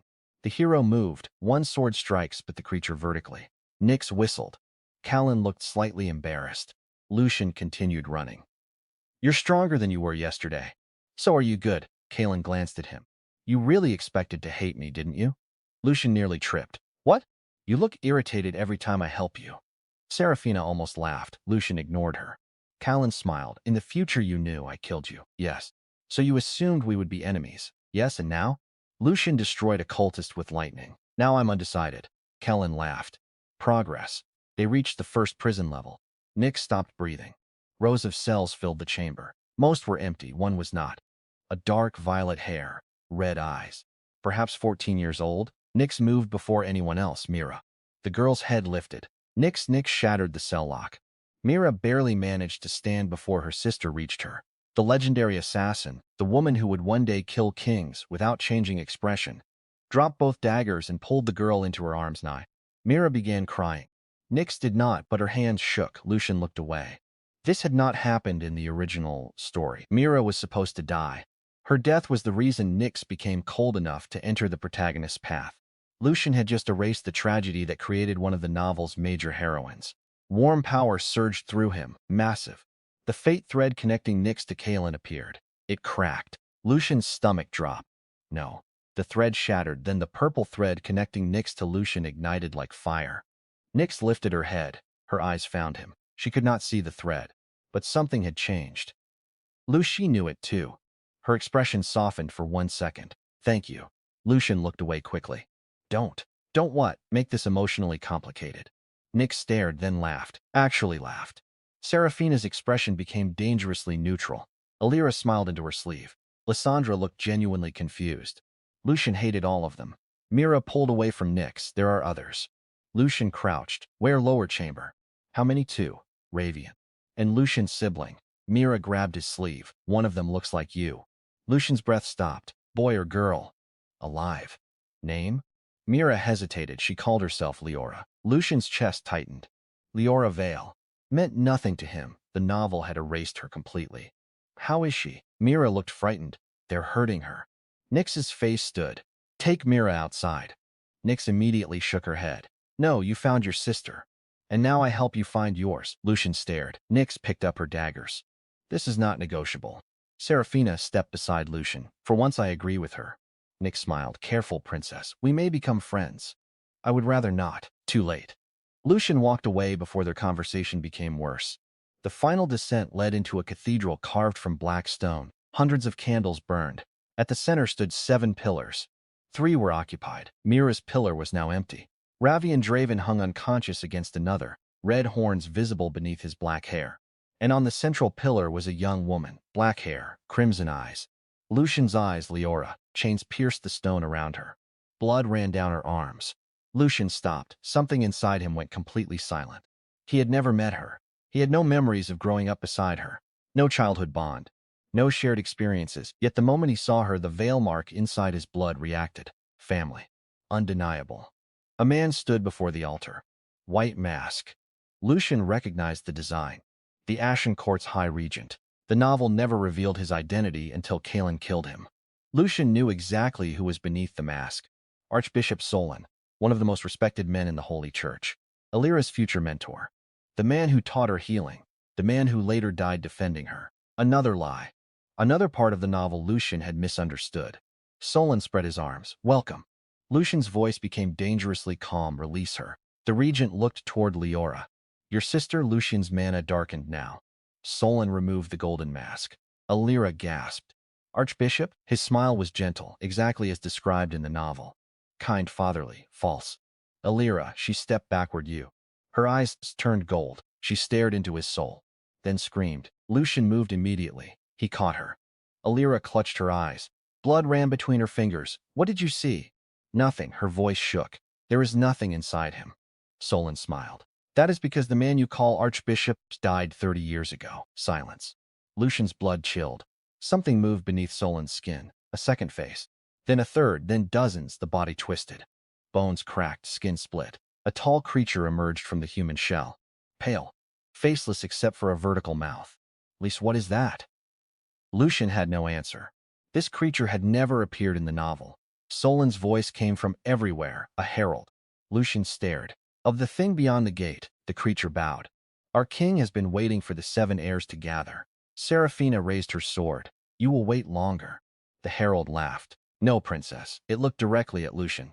He has already begun opening the door. The cathedral shook. Ravian woke. His red eyes opened. Leora lifted her head weakly, and somewhere beneath the altar something enormous started beating. Once, the entire mountain trembled. Twice. The pillars cracked. 3 times. Lucian felt the crown mark burn so violently he nearly fell. The herald smiled without a face. You thought you came here to rescue them. The floor split. An abyss opened beneath the altar. A gigantic eye looked up from impossible darkness. You came because the gate called its missing keys. Every fate thread in the room ignited Lucian. Seraphina. Elira, Lysandra, Kaelin. Nyx, Mira, Ravian. Too many. Wrong heirs. Wrong combinations. The future was collapsing faster than he could understand. Then Leora looked directly at Lucian. Her lips, brother, one word. Lucian's restraint disappeared. Black lightning exploded from his body. The cathedral vanished beneath the light. And for the first time since reincarnating, Lucian stopped caring what the original plot wanted. He only cared about destroying whatever had touched his family. The first thing Lucian destroyed was the altar. The second was the herald's left arm. The third was every illusion he had ever held about knowing how this world worked. Black lightning consumed the cathedral. Stone pillars burst apart. Ancient candles vanished beneath the shockwave. The faceless creature calling itself Solon was thrown across the chamber and smashed into the far wall hard enough to leave a crater. Lucian did not wait for it to recover. He moved. One instant he stood beside Elira. The next his fist was buried in the herald's chest. The creature folded around the impact. Lucian grabbed its throat. You touched my sister. You still think she is your sis. Lucian slammed its head into the wall. Once, twice, again. The mountain shook. Nyx watched with raised eyebrows. I like him angry. Seraphina cut through a chain binding Leora. Focus, I am focused. You're watching Lucian. So are you. Seraphina's sword cut through another chain with considerably more force than necessary. Kaelin reached Ravian's pillar. The demon prince snapped awake completely and immediately tried to bite him. Kaelin jerked backward. What is wrong with you? Ravian bared sharp teeth. You smell human. You are remarkably observant. Release me, I was trying to. Try faster. Kaelin sighed and struck the first chain. Across the cathedral, Lysandra raised both hands. Ice spread across the broken floor, sealing the widening cracks around the abyss. Elira! The saintess lowered her blood-covered hands from her eyes. Her divine eyes had returned to blue. I'm all right, you are clearly not. I can heal later. Golden light flooded Leora. The young woman's wounds began closing. Lucian saw it. Some part of his rage cooled. Enough to think. That was when the herald attacked. Its arm regenerated instantly. A pale spike erupted from its palm. Lucian twisted. The spike pierced his side. Seraphina shouted. Lucian grabbed the creature's arm before it could withdraw. The herald hesitated. That was it smiled. Got you. Lightning traveled directly through the creature. Its body convulsed. Lucian tore the spike from his side and drove his knee into its torso. The herald flew backward. Elira ran toward him. Lucian. Later, you are bleeding, later. You keep saying that. The abyss beneath them pulsed. Lucian's attention shifted. The gigantic eye was still watching, not attacking, watching. Studying them. That frightened him more than the herald. Lysandra. Yes? Can you close that hole? She stared into an abyss that appeared to violate several fundamental laws of magical geometry. No. Can you make it smaller? Possibly. I'll take possibly. Lysandra planted her staff into the floor. A circle of silver runes expanded outward. Frost covered the broken cathedral. The abyss resisted. Space distorted around it. Lysandra's face tightened. This isn't a physical opening, Lucian understood. A dimensional gate. Yes, then don't freeze the hole. She looked at him. Freeze the mana feeding it. Her eyes widened. Then she smiled. That was the first time Lucian had seen Lysandra genuinely excited. Oh. He immediately regretted giving a magical genius an interesting problem. She lifted both hands. Everyone move. Lucian did not ask why. They moved. The temperature collapsed. Air crystallized. Mana itself became visible as thousands of glowing particles.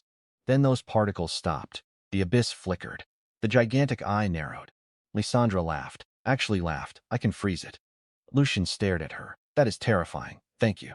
It wasn't a compliment. I accepted it as one. The gate began shrinking. The herald screamed, no! It lunged toward Lysandra. Kaelin intercepted it. Their blades collided. The hero's holy sword exploded with golden light. For the first time, Lucian saw Kaelin fight seriously. It was beautiful. No wasted movement. No arrogance, no hesitation. The novel had spent hundreds of chapters developing his swordsmanship, but even now the foundation was already there.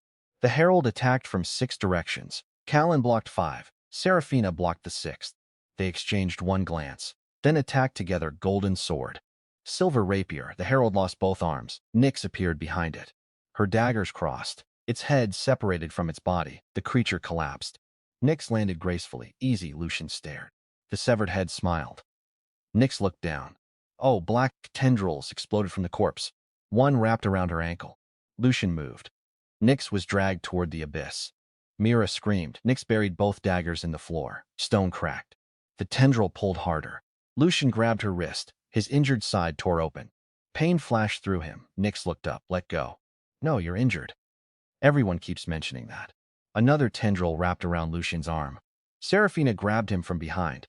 Callan grabbed Seraphina. Ravian, finally free, stared at all of them. This is humiliating, Callan shouted. Help! The demon prince sighed, then grabbed Callan. Alira threw holy chains around Nyx. Lysandra continued freezing the gate.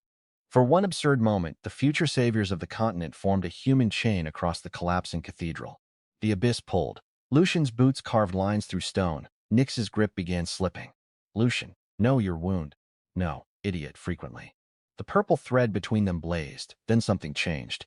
Nyx's eyes widened. She saw it, the thread. For one heartbeat, she stared at the connection between them. What is that? Lucian cursed. Not now. Pull. Nyx smiled. Interesting. Lucian wanted to scream. Instead, he pulled harder. Seraphina's twin crown mark ignited. Golden power flowed through their chain. Callan's sword responded. Ravian's whole demonic energy erupted. Lysandra's frozen mana resonated. 6 bloodlines. But enough. The abyss screamed. The sound did not enter their ears. It entered their bones.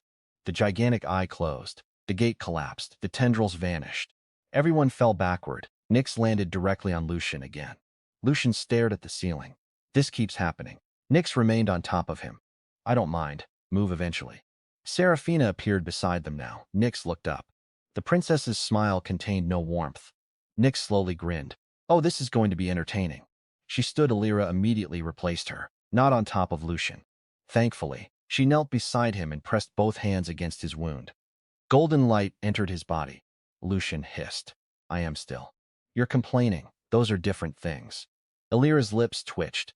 Her healing magic closed the wound. Then she looked into his eyes. Her divine eyes activated. Alira, quiet. That ability hurt you earlier. Because I looked at the herald. You don't know what looking at me will do. I've already looked at you. She ignored him. Golden light deepened. Lucian felt the uncomfortable sensation of someone staring beneath his skin. Then Alira gasped. What? She did not answer Alira. Tears appeared in her eyes. Lucian sat up. What did you see? Your soul, that was the intention. It isn't dying anymore. Lucian froze. Everyone became silent. Alira smiled through tears. The cracks are closing. Lucian looked at his hands, changing fate. That had been his theory. Every major alteration anchored him more firmly in this world. Saving Mira had changed Nyx's destiny. Rescuing Leora changed his own family. Closing the gate changed something even larger. He was becoming real. Not Daniel, not the original Lucian, something new. Someone this world was beginning to accept. Lucian exhaled slowly, then Leora spoke. Brother, everything else stopped mattering. Lucian turned. She stood beside Seraphina, weak, pale. Alive, for several seconds he did not know what to say. Leora solved the problem for him. She walked forward and slapped him. Hard, Lucian stared at her. Everyone else stared too. Leora's crimson eyes filled with tears. You took long enough. Lucian touched his cheek. Apparently being slapped by family members was becoming a tradition. I didn't know you existed. She froze. What? Lucian looked toward the broken altar. Our father believed you died. Leora's expression emptied. No. The Ashen Court took you. No, he searched for you. She shook her head. Her voice broke. Lucian waited. They told me father abandoned me because I was defective. Lucian's expression became cold. Leora touched a scar beneath her collarbone. They said you were the chosen heir, that I was unnecessary. Lucian looked toward the herald's remains. Suddenly killing it once felt insufficient. They lied. Leora looked at him. I know that now. How? She gave a tiny smile. Because you came. Lucian had no answer. Leora stepped forward, then hugged him. His body went rigid. He had never been good at this. Daniel had no sister. Lucian's inherited memories contained none of her. But slowly, awkwardly, he placed one arm around her. The mark on his hand warmed. No power. No reward, no fate alteration, just warmth. For some reason that meant more. Behind them, Ravian cleared his throat, touching. Lucian looked over. The demon prince stood with his arms crossed. He appeared around 19. Black hair. 2 short horns. His clothes were torn, but his arrogance had survived perfectly. Lucian remembered him. Ravian was supposed to die. Of course. Apparently everyone around Lucian was supposed to die. In the original novel, Ravian's death pushed his older brother, Demon Emperor Kael Draven, into open war against humanity. That war consumed nearly 200 chapters. Callan eventually killed Kael. Lucian stared at Ravian. Another domino, another tragedy he could erase. When were you captured? Ravian narrowed his eyes. Why answer? 3 weeks ago. Lucian thought that was early. Very early. What does your brother think happened? Ravian's expression changed. He thinks humans killed me. There it was. The Ashen Court was manufacturing the human-demon war. Lucian laughed bitterly. Callan understood. The war you remember was engineered. Ravian looked between them. What war? Lucian stood. The one we're preventing. The demon prince stared. You speak strangely, so I've been told. Lucian turned to the others. We leave now. Seraphina frowned. We haven't searched the basilica. We don't need to. Lysandra looked toward the destroyed altar. There may be records. And there may be another gate. That ended the argument. They escaped before sunrise. Duke Alaric saw Leora first. The man stopped walking. Lucian watched his father's sword fall from his hand. Alaric Vale, the Iron Duke, the monster of the Northern Wars, the man feared by half the Empire, stood completely motionless. Leora did too. Neither spoke. Then Alaric crossed the distance. He pulled his daughter into his arms. Leora broke. Years of fear came out at once. She sobbed against his chest. Alaric closed his eyes. Lucian looked away. Seraphina quietly stood beside him. Their shoulders touched. Neither moved. You changed another tragedy, she said. Do you regret it? Lucian looked at his father and sister. No. He glanced at her. Seraphina's expression was soft. The crimson thread between them brightened. Lucian sighed. She noticed. You dislike our connection. I dislike not understanding it. That's different. Yes, then understand it. How? Seraphina looked directly at him. Stop running from everyone connected to you. Lucian almost laughed. That sounds suspiciously personal. It is. Before he could answer, Nyx approached. Mira walked beside her. Nyx looked at Lucian. About that thread. Seraphina's expression cooled immediately. Lucian closed his eyes. Not now. I saw it. I know. What is it, fate, romantic? No, Nyx smiled. You answered quickly. Because you're interpreting it incorrectly. Am I? Yes. She stepped closer. The thread brightened. Nyx could see it now. So could Seraphina. Both women looked at the connection. Then Seraphina looked at her own thread. Much brighter. She smiled slightly. Nyx noticed. Her eyes narrowed. Lucian backed away from both of them. I am going to speak with Ravian. Cowardice had never felt so intelligent. Ravian stood near the horses. Callan was speaking with him. Lucian approached. We need to return you to demon territory. Ravian nodded. My brother will be preparing for war. How quickly? If he believes I'm dead? Ravian considered it. 2 weeks before his armies crossed the border. Lucian's face tightened. In the original story, the demon invasion began years later. Everything was accelerating dramatically. Then we have less than 2 weeks. Callan, do what? Stop a war. Ravian laughed. You plan to walk into the demon emperor's palace and tell him humans didn't kill me? Yes. Ravian stopped laughing. You are insane, frequently. Kael will kill you. Probably. Seraphina approached from behind. Then he kills me, turned. No. She ignored him. Lysandra joined them. I want to study demon magic. No, Alira appeared. If we're preventing a war, I'm coming. No. Nyx walked over. I've never visited the demon capital. Absolutely not. Callan smiled. I suppose I'm already included. Lucian looked at all of them. Does anyone listen to me? Leora raised her hand from beside their father. I might. Lucian pointing you. She smiled. I said might. Lucian lowered his hand. Betrayal. Duke Alaric walked toward them. You will need imperial authorization to cross the eastern border. Seraphina nodded. I'll obtain it. Your father will refuse. Then I'll persuade him. Lucian remembered Emperor Aurelius, stubborn, proud, protective of Seraphina, and in the original story, deeply suspicious of Duke Vale's family. This will be difficult. Seraphina smiled. You changed fate, defeated a dungeon boss, survived assassination, discovered your lost sister, destroyed an ancient cult stronghold, and closed a dimensional gate. She stepped closer. Surely meeting my father cannot frighten you. Lucian stared at her. I would rather fight the Minotaur again, Nyx laughed. Even Kalen failed to hide a smile. By noon, they returned to the capital. News had already spread, the stolen eye, Lucian's arrest, the academy attack, the destruction of the Black Basilica. Rumors moved faster than horses. Crowds filled the streets as the Vale procession approached the imperial palace. Lucian expected hatred. Instead, people cheered. He stared through the carriage window. This felt wrong. The original Lucian was despised. Commoners spat when his carriage passed. Now they shouted his name. The villain's reputation was changing. Not only among the heroines, among everyone. Lucian looked at his reflection. He barely recognized the person staring back. The palace gates opened. Imperial guards escorted them inside. Seraphina walked confidently. Lucian followed. Kylon, Alira, Lysandra, Nyx, and Duke Alaric came behind. 7 bloodlines, almost. Myra carried Vesper blood, but Nyx was the stronger heir. They were missing only one essential person, Kael Draven, the demon emperor. The throne room doors opened. Emperor Aurelius sat above them. Lucian immediately noticed his expression. He was furious. Lucian Vale. Lucian, your majesty. The emperor pointed at Ravian. Explain why there is a demon prince inside my palace. Lucian straightened. He's evidence. Of what? That someone is trying to start a war between your empire and the demons. The throne room erupted in whispers. The emperor raised one hand. Silence returned. Evidence. Ravian stepped forward. He described his kidnapping, the Ashen Court, the Basilica, the false evidence planted to implicate humans. The emperor listened. Then he looked at Lucian.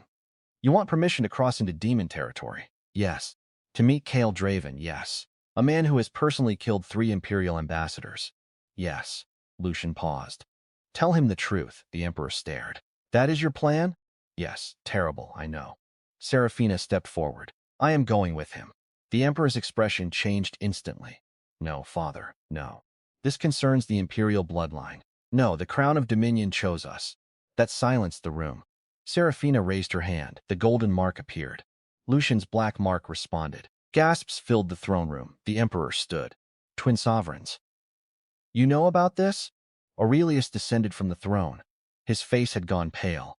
The last time the crown divided its authority was 900 years ago. Lucian felt something cold settle inside him. What happened? The emperor looked at Seraphina. Then Lucian. The 2 chosen rulers united the continent. That did not sound terrible. Then Aurelius continued. And killed each other on their wedding night. Silence. Nyx coughed to hide a laugh. Seraphina ignored her. Lucian rubbed his forehead. Of course. Even ancient magical artifacts wanted to complicate his life. The emperor looked at their marks. There is an old prophecy. Lucian hated those words immediately. When the crown divides between shadow and sun, the 2 sovereigns must choose. Choose what? Aurelius answered quietly. To love each other and share one destiny. Seraphina became very still. Lucian stared. Or, the emperor's expression darkened. Destroy each other and divide the world. Lucian looked at Seraphina. Seraphina looked at him.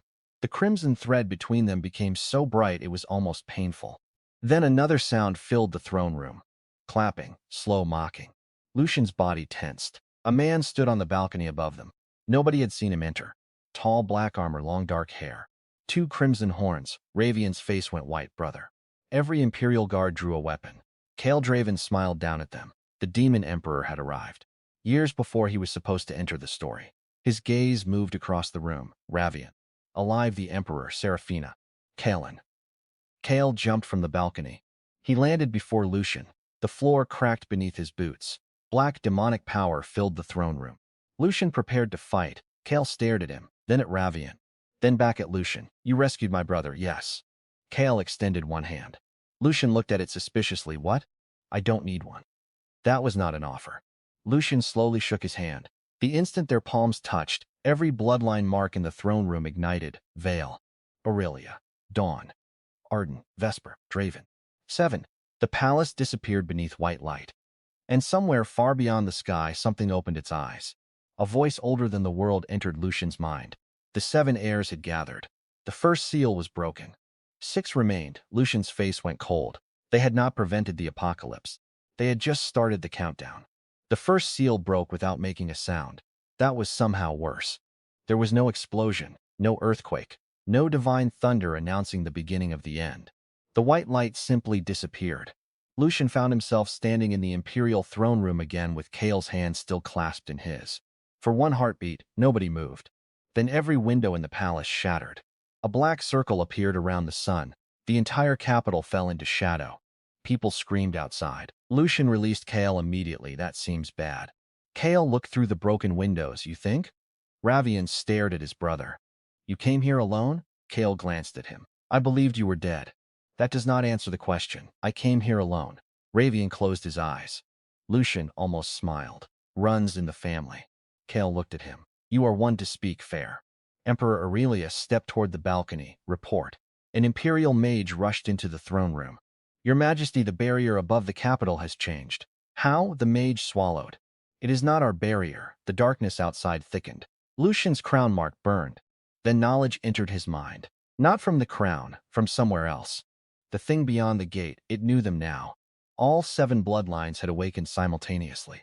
The world had answered, and the first seal had broken. Seraphina touched his arm. You heard it too. Yes, Kale's eyes narrowed. Heard what? Lucian looked at everyone. 6 seals remain. Kylan tightened his grip on his sword. And when the last one breaks, Lucian remembered the vision. The ruined continent, the creature descending. Then it comes. Silence filled the room. Nyx crossed her arms. Can we prevent the seals from breaking? Lucian wanted to say yes. I don't know. Lysandra was already thinking. The first seal broke when the 7 bloodlines gathered. Exactly. Then perhaps the remaining seals require additional conditions. Lucian looked at her. She continued. Places, rituals, events. Seraphina understood, meaning the Ashen Court may know what triggers them. Kale's expression became murderous. Then we capture one. Lucian almost laughed. We had several. Nyx tilted her head. Had. Everyone remembered the destroyed basilica. Lucian sighed. In retrospect, punching everything may have reduced our intelligence-gathering opportunities. Nyx smiled. I still support the decision. The darkness above the capital moved. Not clouds. Something enormous crossed behind the blackened sun. Alira's divine eyes turned gold. She looked upward, then immediately dropped to one knee.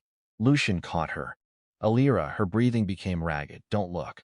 Everyone froze. She grabbed his sleeve. Whatever is behind the sky can look back. Lucian stared toward the darkened windows. A memory flashed through him. Chapter 999. The final battle of the novel. Kalen defeating Kale. The saintess healing the dying. Seraphina ascending the throne. Lysandra sealing the demon armies. Nyx assassinating the Ashen Court's surviving leadership. The book had ended shortly afterward. A perfect victory. Too perfect. Lucian suddenly remembered a strange paragraph from the epilogue. The stars disappeared for 7 nights. Readers had assumed it symbolized the end of the magical age. Daniel had barely noticed it. Now Lucian understood. The first seal must have broken in the original timeline too. Only later, much later, after the novel ended. The apocalypse was never prevented. It was delayed. Lucian slowly stood. We don't have to stop all 6. Everyone looked at him. We only need to prevent one. A chain fails. Only if every link breaks. Exactly. Kale stepped closer. So find the easiest seal to protect. Lucian looked at the Emperor. We need every ancient record connected to the 7 bloodlines, the crown, the sleeping gate, and the old gods. Aurelius gave orders immediately. Servants and scholars scattered. Lucian turned toward Kale. You have records too. The demon emperor's smile was humorless. You want access to the Draven archives? Yes. No human has entered them in 600 years. Lucian stared at him. Kale stared back. Ravian sighed. Kale's eye twitched. I know. I know. Mother would say, do not bring Mother into this. Ravian smiled. Lucian decided he liked the younger demon. Kale looked at Lucian. You may enter good, under one condition. Of course. You duel me. The throne room went silent. Lucian stared. You want to duel me now? While the sky is turning black? Yes. Why? Kale's smile widened. I want to know whether the man who changed fate is strong enough to survive what is coming. Lucian looked at Ravian. Is he always like this, unfortunately? Lucian sighed. Seraphina stepped forward. No, Kale looked amused. Lucian turned. I need those archives. You do not need to indulge the ego of a demon emperor. Kale placed a hand over his heart. That wounded me. I like him. Ravian looked horrified. Please don't. Lucian looked at Seraphina. I'll be fine. You said that before being stabbed last night. That was unrelated. You were impaled this morning. Technically, you fell into an abyss. I was pulled. Seraphina stared. Lucian corrected himself. We were pulled. Her expression remained unchanged. Alira joined her. You still haven't fully recovered. Lysandra nodded. Your mana channels are strained. Lucian looked around. Is this an intervention? Nyx smiled. I support the duel. Serafina looked at her. Of course you do. I want to see him shirtless. Lucian choked. Kalon turned away so quickly that his shoulders started shaking. How would a duel require? No, Lucian said immediately. Do not finish that question. Even Kale laughed. The darkness outside pulsed again. The humor disappeared. Lucian looked at the blackened sky. Courtyard. 10 minutes later, half the Imperial Palace gathered to watch. Lucian stood opposite Kale, no armor, no enchanted artifacts. Only mana. Kale rolled his shoulders, first to surrender. Lucian smiled faintly. You don't seem like the surrendering type. Neither do you. That was true. The Emperor raised one hand. Begin. Kale barely blocked. A demonic fist struck his forearms. The impact launched him across the courtyard. He twisted in the air and landed. Kale was already there. Another punch. Lucian ducked. Black lightning gathered around his hand. He struck Kale's ribs. Nothing. Kale grinned. Good. Then his knee hit Lucian's stomach. Lucian flew backward. Serafina's hand tightened around her sword. Illyra looked physically ill. Nyx watched with delighted concentration. Lysandra analyzed every exchange. Kalen looked concerned. Ravian looked bored. He does this to everyone, the prince said. Lucian wiped blood from his lip. Kale walked forward. You are strong, thank you, but inexperienced. I've noticed you rely on knowledge. That caught Lucian. Kyle attacked again. Lucian blocked. Your movements are clever. Punch. Lucian shifted. But kick. Lucian jumped. You know weaknesses before seeing them. Kale grabbed his collar. But when you face something you do not understand. He threw Lucian across the courtyard. Lucian hit the ground. Kale's voice followed. You hesitate. Lucian stayed down for a second. The Demon Emperor was right. Against the Minotaur, Lucian knew the weakness. Against the Basilica, he knew the layout. Against Ashen Court rituals, he recognized the symbols. His power had increased enormously. But his instincts were still Daniel's. A reader. Someone used to observing the story from outside. Not living inside it. Kale approached. Stand. Lucian did. Kale attacked. This time Lucian did not search his memory. He stopped thinking about the novel. Kale punched. Lucian let the fist pass beside his head. Too close, dangerously close. Then he moved based on feeling. Elbow, shoulder, hip. Mana. Lucian struck. Kale blocked. Lucian changed direction. Kale's eyebrows rose. Lucian attacked again. No prediction. No remembered technique, just adaptation. Kale blocked 3, the 4th hit. His head snapped sideways. The courtyard went silent. Lucian stared at his own fist. Kale touched his cheek, then laughed. A terrifying laugh. There you are. Lucian suddenly understood. Kale had never wanted to test his strength. He wanted to force Lucian to stop behaving like someone reading a predetermined script. The Demon Emperor attacked. Lucian met him. The duel became brutal. Fist against fist, mana against demonic energy. Lucian lost track of time. He stopped calculating which techniques belonged to which chapter. Stopped wondering what original Lucian would have done. Stopped comparing himself with Kalen. He simply fought. Kale broke his guard. Lucian swept his leg.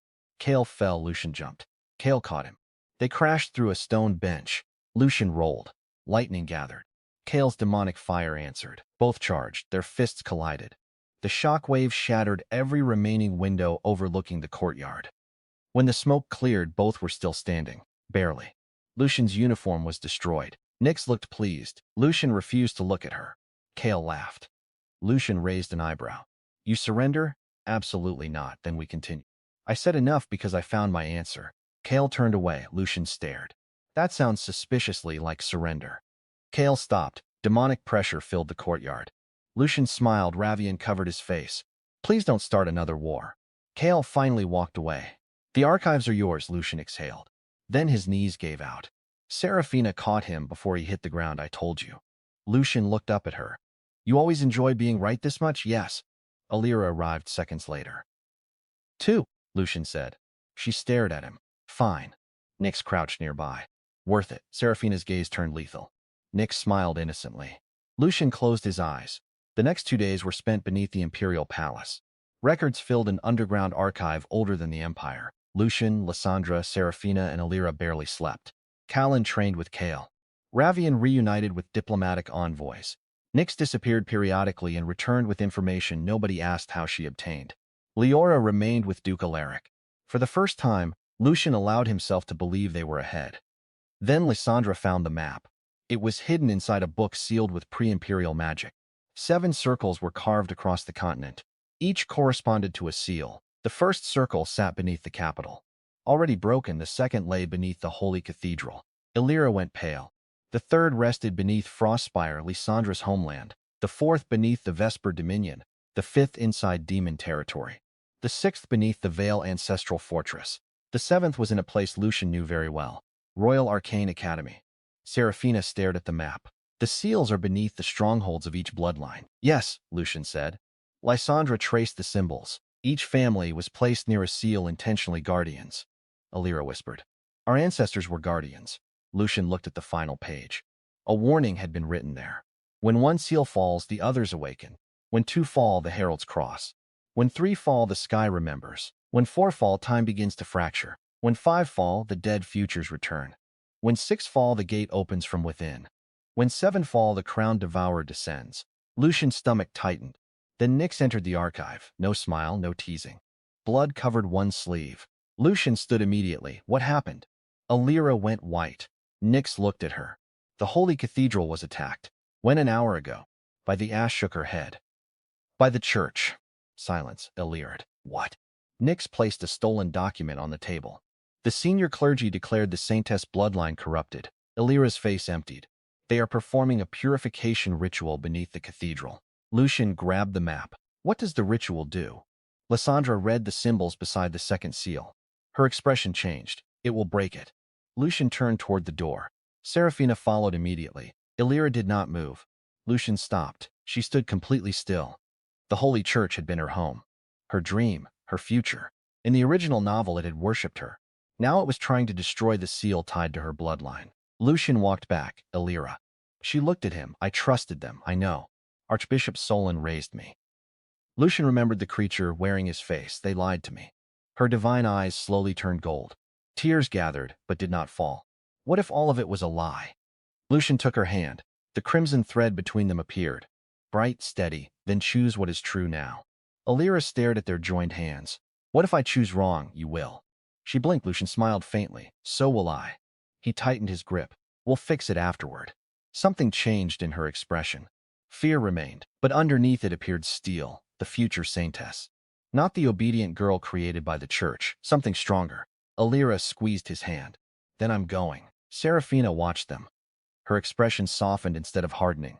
Perhaps even she understood this moment was different. Nyx flipped one dagger. Good. I was worried we'd have to kidnap a saintess. Lysandra picked up her staff. That would complicate diplomatic relations. Nyx smiled. You say that as though it would stop you. It would not. Lucian looked at them. Something strange happened. The fate threads.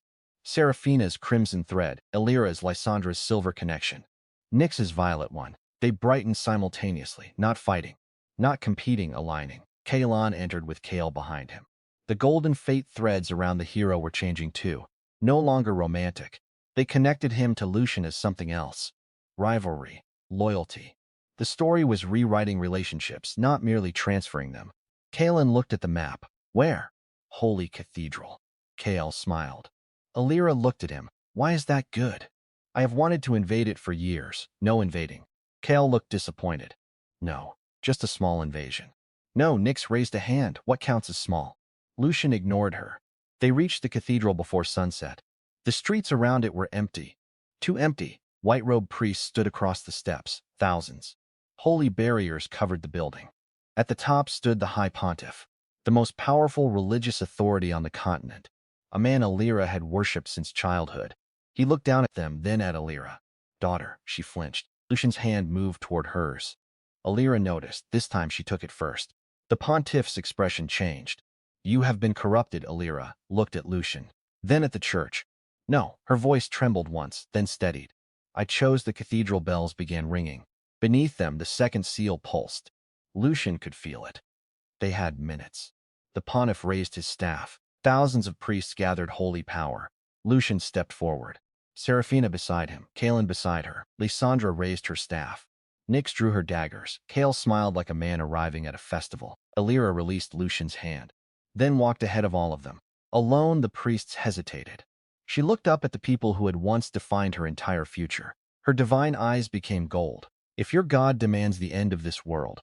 Holy light erupted from her body, not soft, not gentle. blinding, terrible, powerful enough to crack the cathedral steps. Then I refused that god. The fate of the saintess shattered, and deep beneath the cathedral, the second seal began to break. The second seal cracked. Lucian felt it before the sound reached him. A pulse traveled through the cathedral foundations, passed through the marble stairs, and struck every bloodline mark at once. Alira staggered. Lucian caught her shoulder. Below them, something enormous awakened. The High Pontiff smiled. "You are too late." Lucian looked at the thousands of priests surrounding the cathedral. No black lightning crawled across his arms. "We're exactly on time." The Pontiff raised his staff. Holy fire filled the sky. "Kill the corrupted saintess." For one terrible second, nobody moved. Then the first priest attacked. Alira lifted one hand. A wall of golden light appeared. The spell struck it. Nothing happened. Another priest joined, then 10, then hundreds. The barrier trembled. Lucian stepped beside Alira. "Can you hold it?" For a minute, two. "That is not how magic works." "It usually becomes how magic works after Lysandra explains it." Lysandra glanced over. "Accurate." She slammed her staff into the ground. A frozen wave spread across the cathedral plaza. Dozens of priests lost their footing. Kale laughed. "Do not kill them," Lucian said. The demon emperor looked personally offended. "They are trying to kill us." "Still no. Humans are exhausting." Kalen charged forward. The hero's sword flashed. Instead of cutting flesh, the flat of the blade struck weapons from hands. Seraphina followed. Her rapier moved like silver lightning. Every strike disabled, every movement precise. Nyx disappeared into shadows. Priests collapsed one by one with pressure points struck cleanly. Lucian watched. The heroines who had once been written to follow Kalen were no longer standing behind anyone. They were fighting because they chose to. That distinction mattered. The Pontiff noticed it too. "You think choice makes you free?" Lucian looked up. The old man descended the cathedral steps. His body radiated impossible holy power. "You are all following the same design." Lucian's eyes narrowed. "What design?" "The 7 bloodlines were never guardians." The Pontiff smiled.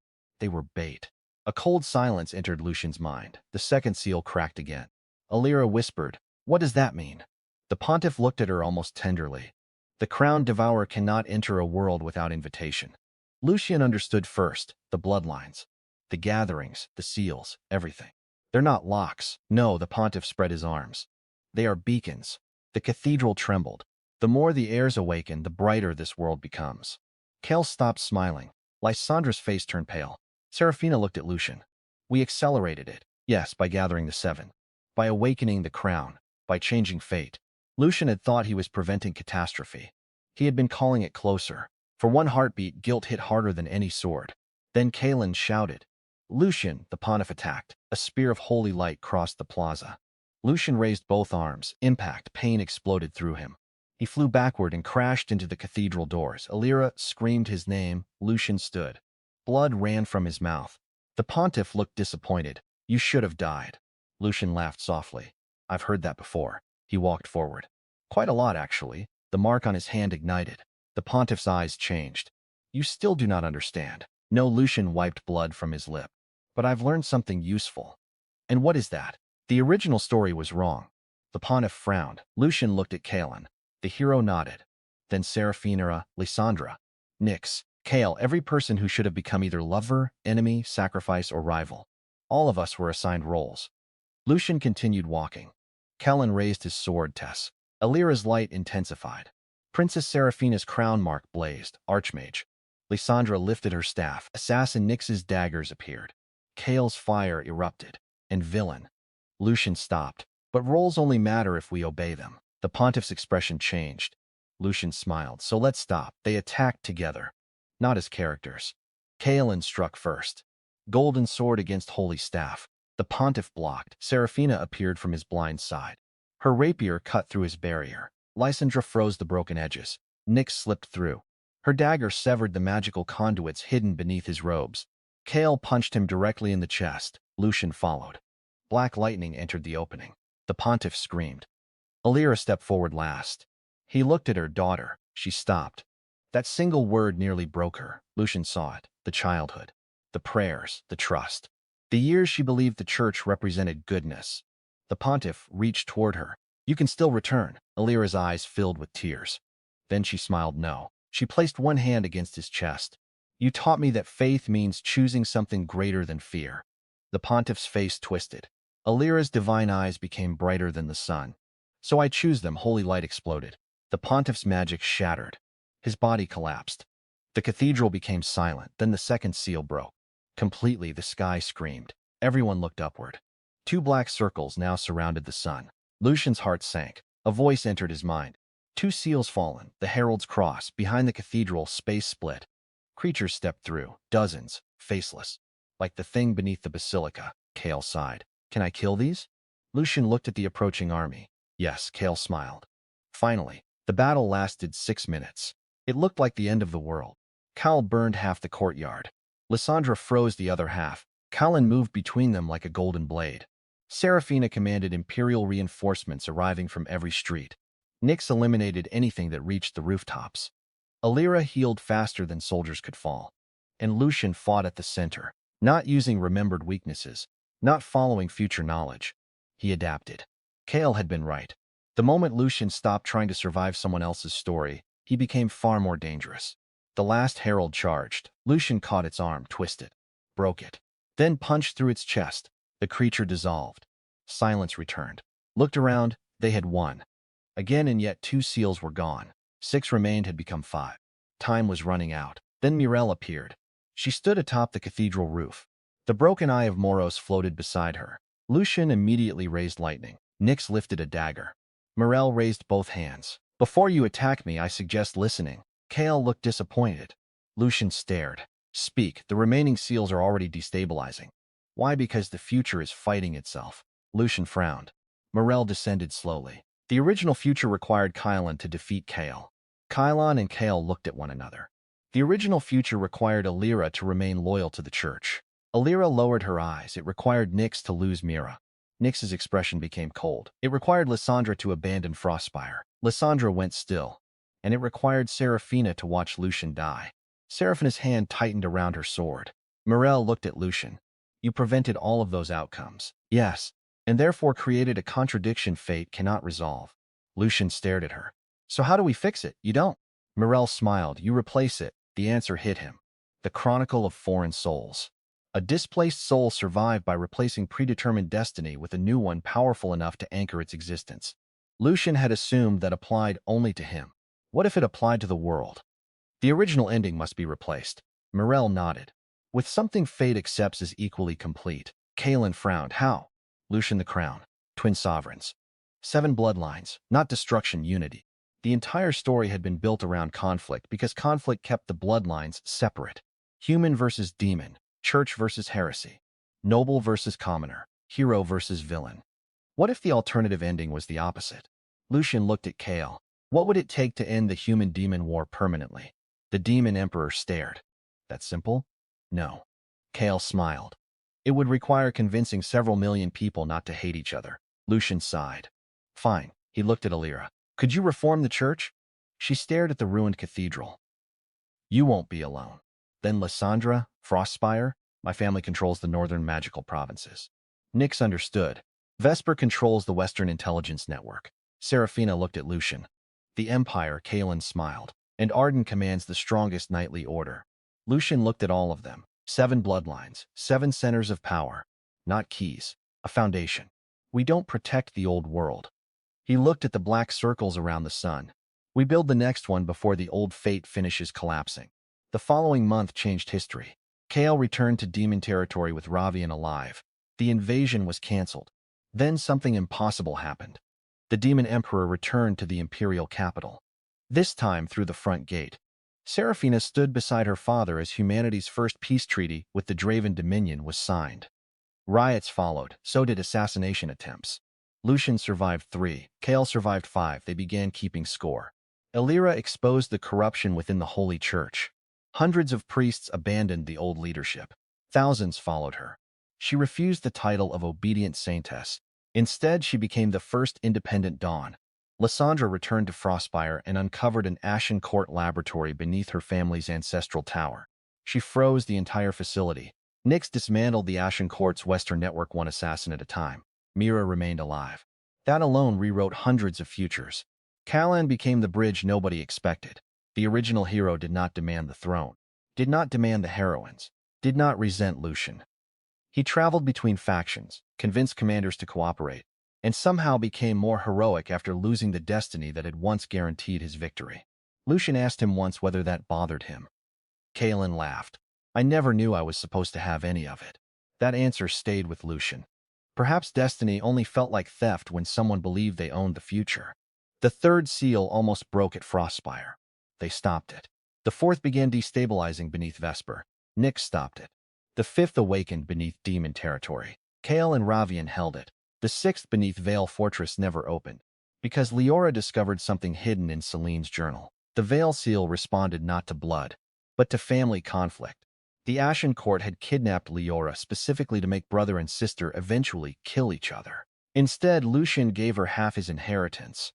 Duke Alaric nearly fell from his chair. Leora laughed for 10 minutes. The seal went dormant. One remained. Royal Arcane Academy, the place where everything had started. A year after Lucian reincarnated, they gathered there again. Not by choice. The final seal was unstable, but intact. Mirelle stood beside it. You did it. Lucian looked at the 7 symbols glowing beneath the academy. Not yet. The crowned devourer cannot descend while even one seal remains. Then we protect this one forever. Mirelle shook her head. You misunderstand. The eye of Moros opened. For the first time, it did not bleed. A future appeared. Peace, humans and demons trading openly, the church rebuilt. Frostspire becoming the world's magical center. Vesper no longer ruled through fear, the Vale family whole. Kylan commanding a united continental order, and Seraphina standing on a palace balcony, beside Lucian. He immediately became suspicious. Why does that look ominous? Seraphina smiled. Because you're afraid of commitment. Nyx laughed. Illyra covered her mouth. Lysandra looked genuinely interested in the accusation. Lucian ignored them. Mirelle changed the vision. Another future. Nyx beside him another. Illyra. Lysandra. Then one where all 4 women stood around him while Lucian looked completely exhausted. Kale laughed so hard he had to sit down. Lucian pointed at Mirelle. Turn that off. I cannot control the eye. You are enjoying this. Immensely. The heroines looked at one another. A year ago, that would have meant rivalry. Now something else passed between them. Understanding. They had all changed. Seraphina approached Lucian first. You spent a year running from these threads. Lucian sighed. Yes, Illyra joined her. You said they were fate. They are. Lysandra stepped closer, but fate can be changed. Lucian looked at her. Nyx smiled. Then stop using fate as an excuse. Lucian was suddenly surrounded. Kalen quietly stepped away. Traitor. Seraphina looked into Lucian's eyes. The future did not make me choose you. Illyra nodded. Neither did your knowledge, Lysandra continued. Nor your power. Nyx placed a hand against his chest. We chose you after seeing exactly how troublesome you are. Lucian stared. That is a terrible confession. Nyx smiled. I know, Seraphina laughed. Lucian looked at the threads. They had chains, not commands. They no longer pulled. They simply existed. Connections. Nothing more. The choice had always remained with them, including him. Lucian finally stopped backing away. He took Seraphina's hand, then Illyra's. Lysandra rested her hand over theirs. Nyx added hers last. The threads disappeared. Not broken, absorbed. The eye of Moros exploded. Mirelle stared. That has never happened. Lucian smiled. Get used to it. The final seal stabilized. Above them, the black circles around the sun vanished. For the first time in a year, the sky was completely clear. Far beyond the world, the crowned devourer closed its eyes. The beacon had disappeared. The invitation was withdrawn. The apocalypse ended without a final battle. Because sometimes the most powerful way to defeat destiny was simply refusing to arrive where it expected you. Years later, historians would argue about Lucian Vale. Some called him the Black Sovereign. Some called him the Fate Breaker.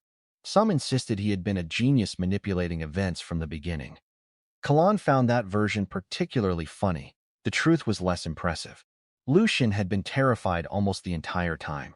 He simply kept choosing the next thing worth protecting: his father, his sister, his friends, a hero who should have killed him, a demon who should have become his enemy, and 4 women who should have loved someone else. Seraphina eventually became empress. Lucian stood beside her, though he repeatedly refused every title containing the word emperor. Illyra transformed the church into an institution that served faith rather than controlled it. Lysandra rewrote modern magical theory and continued interrupting Lucian at unreasonable hours whenever she discovered something interesting. Nyx built the continent's most effective intelligence network and used Lucian's balcony as an entrance, despite having access to doors. Mira lived. Leora lived. Ravian lived. Kale lived. Even Morel survived, although Lucian considered that debatable whenever she arrived, carrying new prophetic trouble. Kylan became the greatest knight in recorded history. Not because destiny chose him, because after losing the story's guaranteed victory, he chose heroism anyway. And Lucian? He survived past 23. On his 24th birthday, everyone gathered at the Vale estate. Duke Alaric drank too much, challenged Kalen to another duel. Ravian bet on Kalen. Nyx cheated. Lysandra accidentally froze the wine. Alira repaired the cake after Serafina nearly dropped it while arguing with Lucian. Leora watched the chaos and laughed. Lucian stood in the middle of it all, alive. No sword through his chest, no throne room execution, no predetermined ending. Serafina approached. "What are you thinking?" Lucian looked at everyone, then at the sky. About the original story, she raised an eyebrow. Was it good? Lucian considered the question. No. Serafina laughed. What was wrong with it? The villain was badly written. Anything else? Lucian looked at Kalen arguing with Kale, at Alira smiling, at Lysandra explaining something nobody understood, at Nyx stealing food from his plate, then at Serafina. What about it? Lucian smiled. It shows for everyone. Serafina took his hand, and this one? Lucian looked at their fingers. No glowing thread appeared. No prophecy. No system. No predetermined destiny. Nothing told him what came next. For the first time, that uncertainty felt perfect. This one, Lucian said, belongs to us. And somewhere in a world he could barely remember, a forgotten novel still ended with the doomed villain dying beneath the hero's sword. But that story no longer mattered, because Lucian Vale had done the one thing no villain was supposed to do. He survived the plot. Then he rewrote the ending.